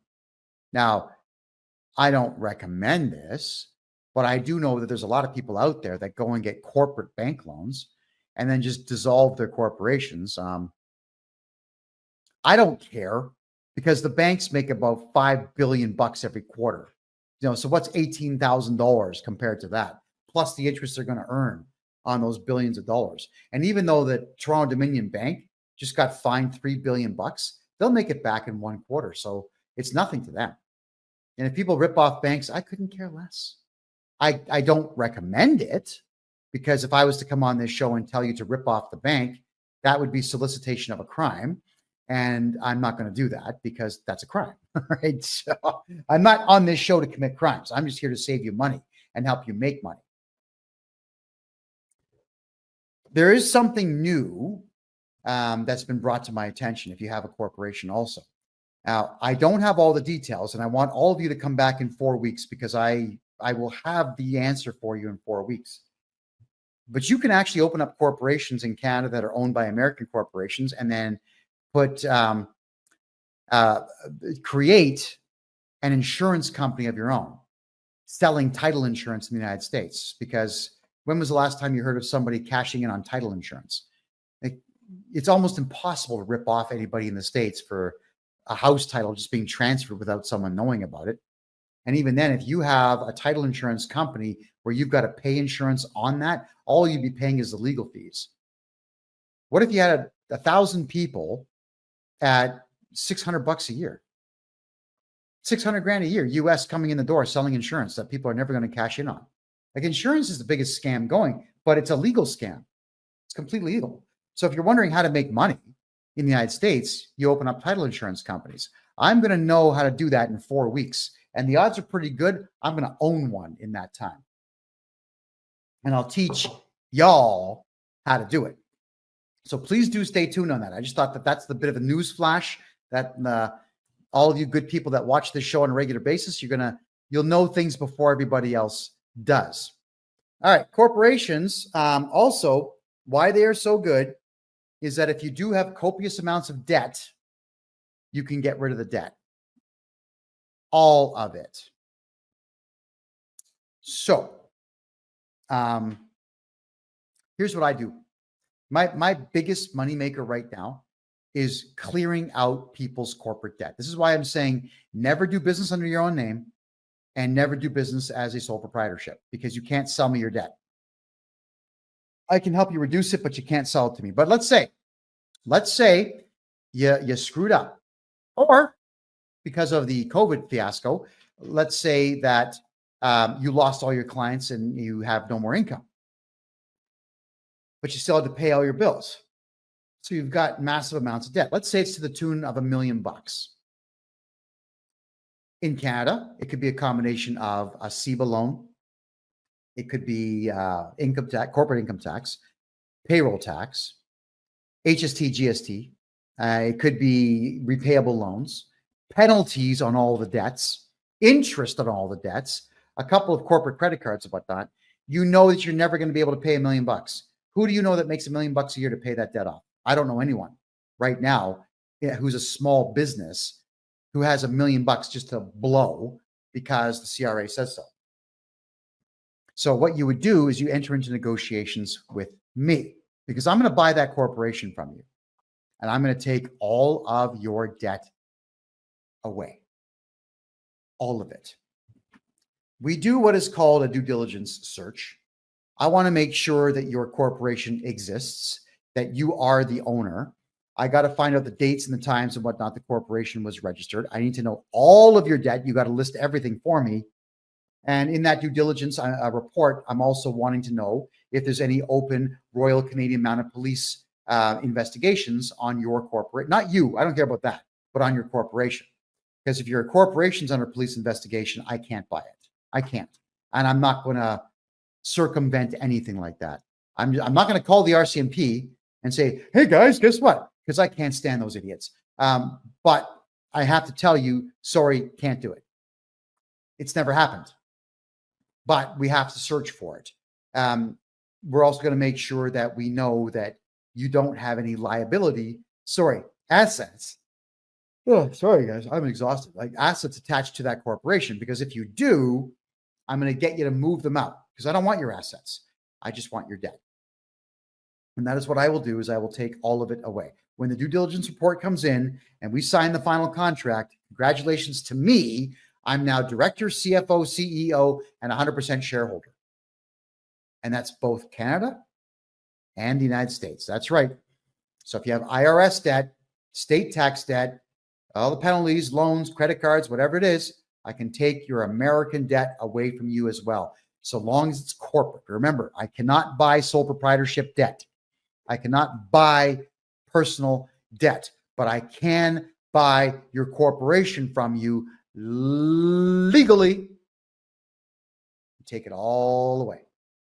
And I highly recommend that each and every one of you out there who has a corporation and the corporation's not making money, it's starting to lose money, it has tax debt, you got to get a hold of me right away, because I want it. Debt is a commodity if you know how to use it. Now, if you've ever wondered why there's people out there that seemingly get rich and richer every single week? It's because they just know things about the currency system, the full monetary system, the banking system, and interest rates that you don't know.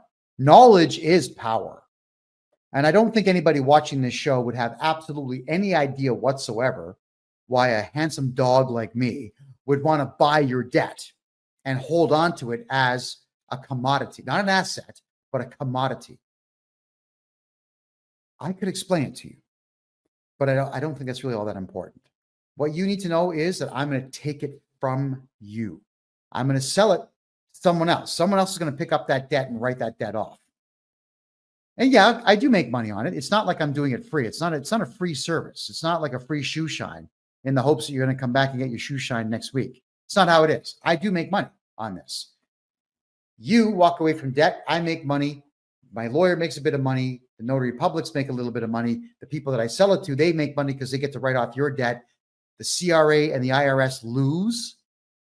And that's the part I like the most, is these tax agencies that are giving money away to Africa, Middle East, Ukraine, and so on.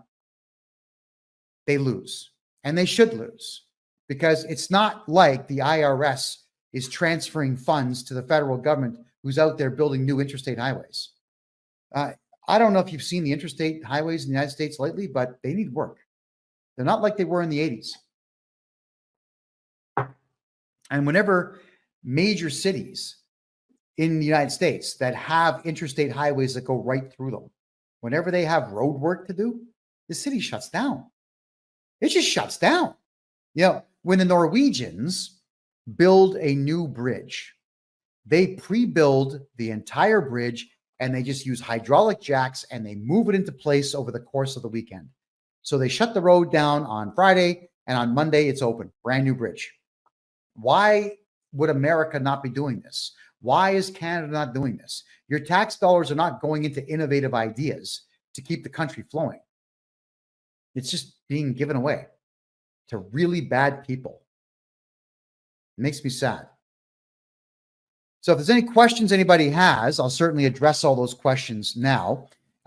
Making money with your corporation is easy to do if you decide that you're not going to be paying taxes on that corporation. Or you decide, there's a couple of ways to go about this, to move all your funding into a private bank. We certainly can do all that. Now, this is something new that I'll be offering for April of next year, is becoming your own private bank, which you can do. I just don't know how to do it yet. Don't worry. I will get there, and we can start to get all of you to move your funds into private funds where you cannot be taxed on it. We're getting there. But under the corporation, if you do everything I just told you to do with the corporation, then you're not going to pay tax. Contact me, kevinjjohnston.com. Get yourself a consultation. I'll get your corporations open. We'll get your GST and HST numbers opened up, and we will get your properties moved, get your money moved, get your money here in Panama if you want to hear. We'll do all this stuff for you. That is what I do. I move money away from the Canadian government and the IRS. Questions here. Terry's asking when it's all going to be over. Well, if you mean this show, at the top of the hour. I'm not too sure what you're referring to there. Andrew, what about property tax? In Canada, property tax is the only tax you actually have to pay. Literally, it's the only one.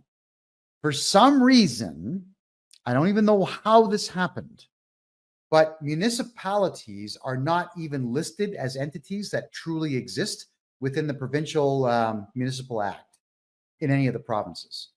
Yet, if you don't pay your municipal property tax, they will start to put fines on it, and eventually they'll just seize the property, sell it, and take their tax dollars. I have not figured out a way yet in Canada to not pay property tax. But GST, HST, corporate income tax, regular income tax, you don't have to pay that nonsense. Not now, not ever, especially if I'm your accounting guy. So you guys, get a hold of me, man. What are you waiting for? Stop hiring these idiot accountants out there that tell you that the CRA is a real entity to worry about. It truly isn't. How do we send a house with a mortgage to a corp? What we need to do, if you're going to be transferring the house to a corp, I'll be doing it in this fashion. I register your corporation for you. I then I add the corporation to the title of your property. And then if you want me to be your negotiator, we begin the negotiation with the mortgage company to keep the mortgage on the property only, not you, just the property. And then we remove you from the title. Takes a couple of weeks, but it can always be done. The bank just wants to get paid. They don't really care about much. They've already got the mortgage on it. And if you've been paying it for the entire time and you're just doing a title change, then there's nothing that they're going to do to stop it. The banks, they're greedy. Keep the payments coming and they're happy. All right. Just having a look at the questions here. All right, I'm going to go over to the Rumble room and see what the questions are there. Let me check Facebook first here. All right. Hashem makes a good comment here. He says, Canada is the last place to invest or do business in. There's too many taxes, too much red tape, preventing the country from prospering financially. Oh, yeah, you got that right. It's pointless to open a company in Canada for the purposes of doing business if you're going to have to put a ton of capital into it, because Canadians are broke. They just really have nothing. There's nothing left they can buy. They just don't have money. So don't open companies in Canada except to protect your wealth in the way that I just suggested. Greg, if you want me to do your taxes, get a hold of me. KevinJJohnston.com. That's KevinJJohnston, my name.com. Could someone please put that in the comments there for the TikTok audience? Greatly appreciate that. All right. Marin's asking, if you pay minimal tax throughout the year and pay what's owing after the income tax year is done, why do they get away with charging interest and then take interest owing out of government climate rebates? Marine. If you're on a T4, the government will always tell you that you owe more money. Let me tell you something here. Marine, good question. The Canada Revenue Agency has a sucker index. You may not know this, but they do. Your number is from 000 to 999. The higher the number, the more often they're going to ask you for money. So if the CRA was to phone you at some point, okay, so we lost power. I've got the computer screen lighting up my face here. The phone is still good because I'm on data. The question that I'm answering here is your sucker index. The CRA will quite literally call you and then see how you react to the phone call. So if they phone you and you're all apologetic, saying, I'm sorry, I meant to pay those taxes, but I didn't, I'm so sorry, yo. If you do any of that, then the CRA is going to continually ask you for money because they know that you're going to just give up.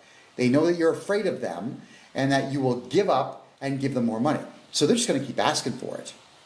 If you ever send in a payment, they demand money, and you send them a payment, your sucker index goes way up. And they know that you'll pay them.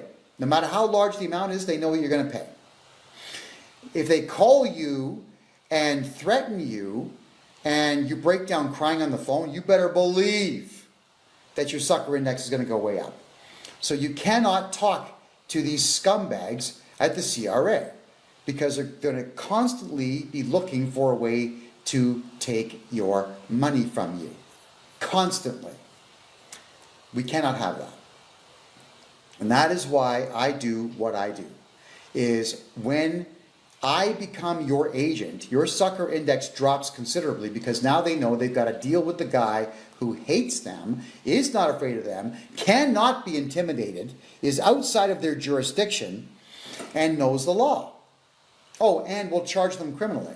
And we'll send process servers directly to their front door. All right? So you always got to keep your sucker index low. You can do that by sometimes shouting on the phone. Yeah, so shouting at them will keep it a bit lower, but shouting at them isn't going to solve the problem. And that is why you always have to make sure that you're hiring the appropriate legal agent who actually does want to save you money and who understands simple premises like the Canada Revenue Agency does not in any way, shape, or form have the ability or the right or the authority to take away an accountant's license. But accountants always say, I don't want to lose my license. They all sound like monkeys. That's what they sound like when they say these things. And you just simply cannot convince them that they're wrong and I'm right. So if you've got an accountant who thinks the CRA, ask your accountant, do you think the CRA can take your license away? If they say yes, gone. Will you cooperate with an auditor if the CRA audits us? If they say yes, gone. Get rid of them. You have to ask them questions like, will you in any way, shape, or form invite an auditor to your office to look at my files? They'll say something stupid like, well, we have to. Gone. You got to walk away from these things altogether. Okay, I'm going to try to get back online here for Rumble and everybody else. Kent is asking, if you show you don't make any money, how do you buy equipment for your business? Oh, by buying equipment for your business. Remember, the CRA cannot see what's inside your bank account. They have no right to look in there without your permission. So you can buy any equipment you want. I know what you're thinking, but how do I prove to the CRA that where I got the money from? It's none of their business. Where'd you get the money from?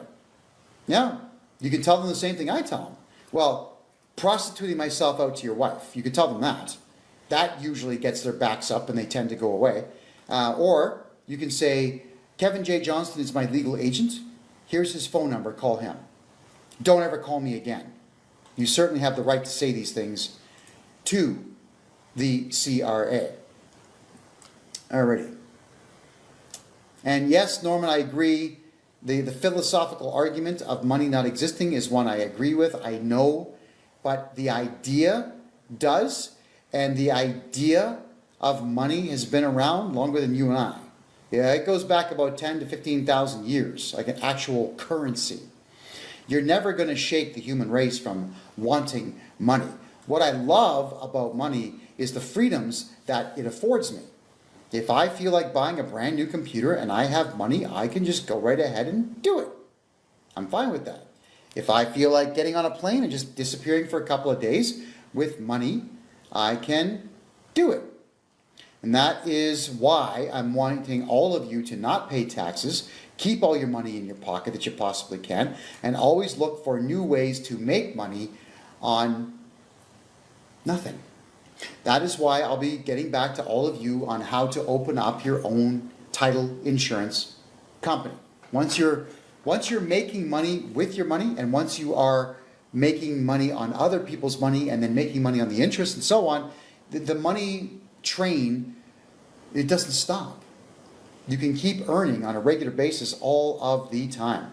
So Kent is saying, the equipment that I buy is mostly over $200,000. Okay. Congratulations. That's my answer. Congratulations. And no, you do not have to prove to anybody where the money came from, because the CRA does not have the right to know that. Remember, everything you tell them is voluntary, and everything that you are telling the CRA is you essentially snitching on yourself. Do you form a corporation provincially or federally? I always go provincial. If you're looking to have a holding company and keeping your money secure, I open corporations for people in Alberta. If you're looking to do a lot of business and get a lot of GST credits back on the 13% you get in Ontario, you do it in Ontario. All right, we're back in here. Hey, everybody on Rumble. I have to apologize. The entire grid went out here in Panama City. That's the second time today that it went out. Here I am. We're back. So I have to most humbly apologize to everybody, but wasn't me. And you know what it was earlier today? Somebody crashed their car into one of the power boxes outside, and the power box actually just lit up. So the fire department had a hell of a time putting that out. That was a complete grid power failure. I know, because right now I'm on the 11th floor of this building with a perfect view of every building between here and the Panama Canal. All right, so poof, the lights went out. This whole section of the city was out just for that few seconds. So anyway, Embers, getting back to your question, should somebody register a corporation provincially, or should they register a corporation federally. In Canada, you should always register provincially unless your federal corporation is going to be utilized to buy corporations out of Quebec. Because Quebec, that place is mental. The laws that are written in Quebec are just, they stop commerce dead. Don't do business in Quebec. Or if you do not register your company in Quebec. Do business in Quebec. Don't register a corporation in Quebec. Never have a Quebec-based corporation, because the rules and the laws in Quebec are absolutely non-conducive to living life and doing business. Quebec-based corporations do not make money because the Quebec government's always got its hand out. Give me money, give me money. Yeah, money, s'il vous plaît. Yeah, yes, mon ami, give me money. Yeah. It's weird. I don't know, man. Just stay out of Quebec to do business. Go to Quebec. If you want to meet the nicest, friendliest women in the world, go to Quebec. The French Canadian women are the best. If you have an English accent like me, they love that. Beyond that, doing business in Quebec is absolutely pointless. Just checking your, okay. Yeah, so Maureen, the power went out here. I did answer your question on TikTok. What I will do is I will download the TikTok file, merge it with this one for you, and I'll put it up for the world to see. So I've got a little bit of work to do to get all that to happen. All right, let's go back to the Rumble room now and check out your questions. And again, we had a power failure there, so it was a little annoying. All right. So just checking out to see what we're asking here. Did Trump go bankrupt? Twice in life, Trump went bankrupt, but that's got nothing to do with this conversation. Okay. Okay. That's it for the questions there. So I wanted to reflect on just a few more things in reference to having corporations in Canada. So long as you're brave, and so long as you can accept a couple of simple truths, like the Canada Revenue Agency is not the American IRS. The Canada Revenue Agency has no authority and no laws to back it up. No laws in Canada tell the CRA that they can take anything from you. If you remember that, you're going to be great.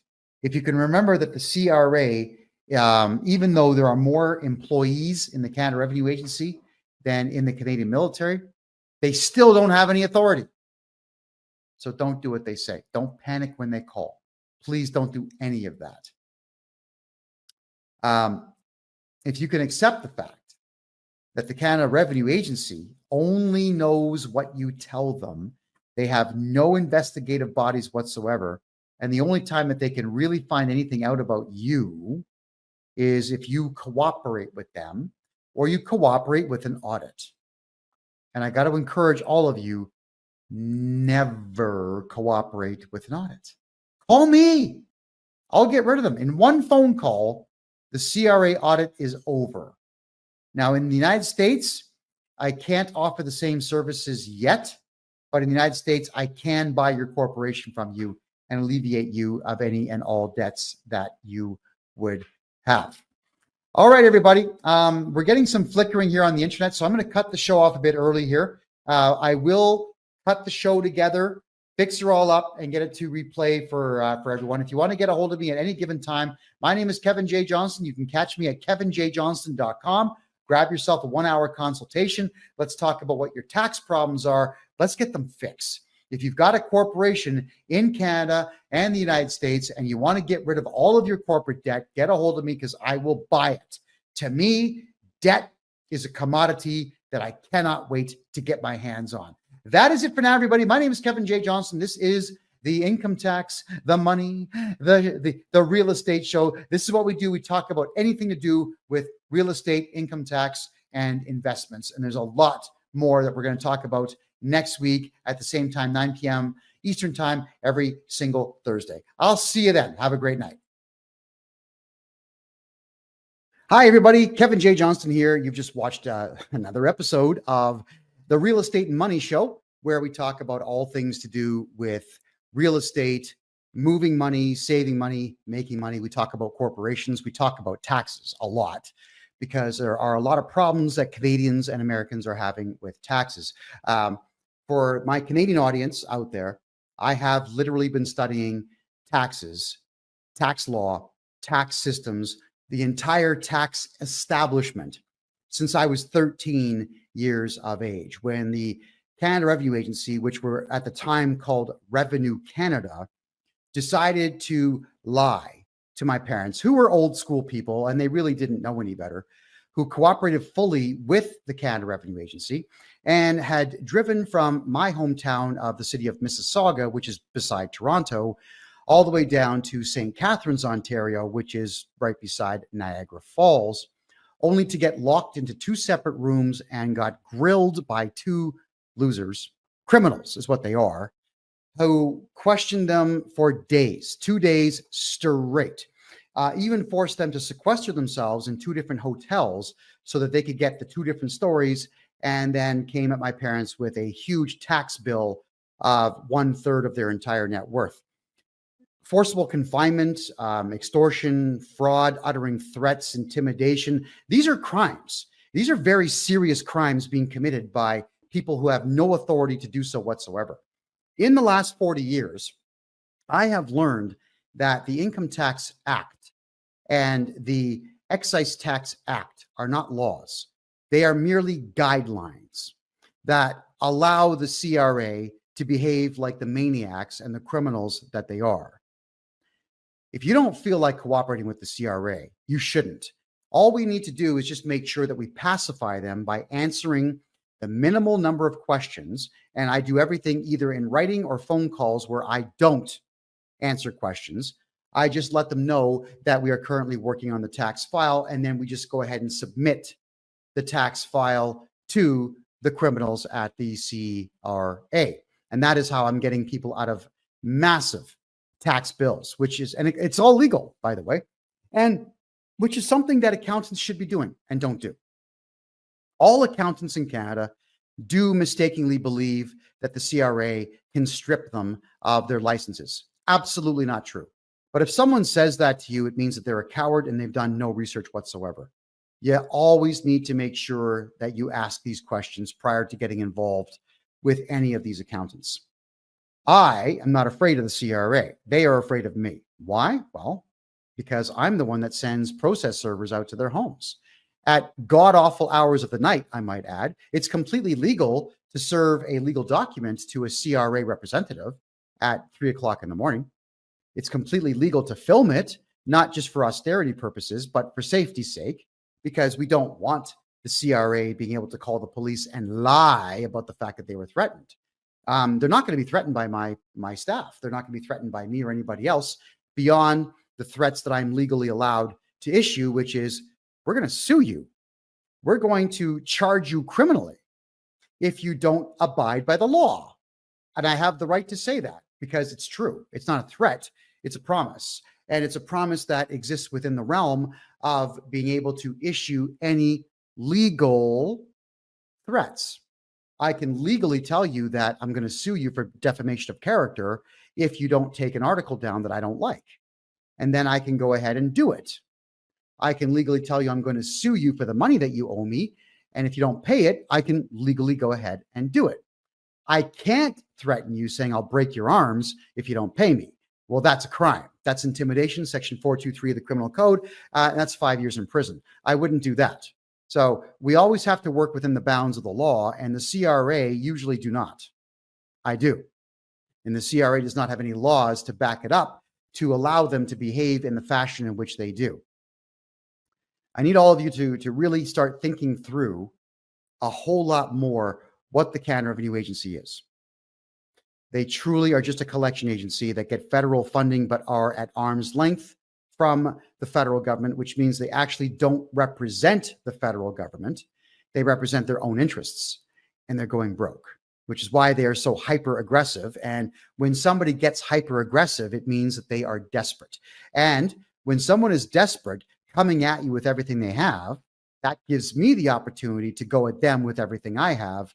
And in the battle of the wills, I'm going to win because I very correctly did move all of my money and assets out of Canada. They have nothing to threaten me with.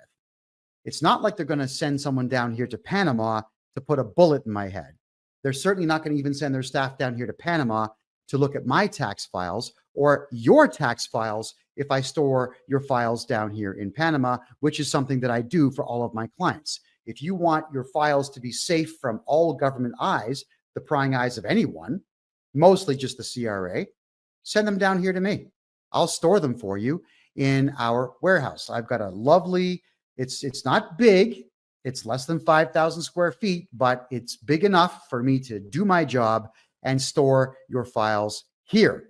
If your files are stored here with me in Panama, the CRA has to get your permission first off to see them, and then they have to find some way to get funding to come down here and look at them. And there's no guarantee that if you give them permission that I will. You got to factor in, it's my warehouse, not theirs. I may or may not let them see the files, mostly not, just for the record. Why? Because I'm under no legal obligation to do so. And neither are you. So when you get any kind of threats from the Canada Revenue Agency, don't go running to an accountant. They're just going to cooperate with the CRA and screw you over. Come to me, because I'm going to tell the CRA that, hey guys, I'm representing this client now, and you know what that means. It means that if you make one mistake, we're going to charge you criminally and come to your home with court papers. I'm looking to build a network. And if you are a private investigator, I do want you to get a hold of me. I'm looking to build a network of private investigators to hunt down every single solitary staff member of the Canada Revenue Agency so that we can start putting liens against their properties. If they want to attack us, if the CRA wants to attack we the people and try to steal our money and our homes, then we the people need to take their stuff from them, not steal it, take it from them. Not even by force, just using the courts, because the Canada Revenue Agency doesn't have the courts on their side. They only have tax court on their side. And tax court in Canada is not really a court. It's a tribunal that can only rule over one thing, and that is your appeal against the CRA. They can either say, yes, we agree with you, or yes, we agree with the CRA, but tax court cannot issue any monetary penalties against you. Not a one. It's not even a court. It's a joke. The whole system is a joke. I happen to have seen through it for a very long time. I saw through it when I was 13, and I watched my parents argue with each other for years after all the tax decisions that they made.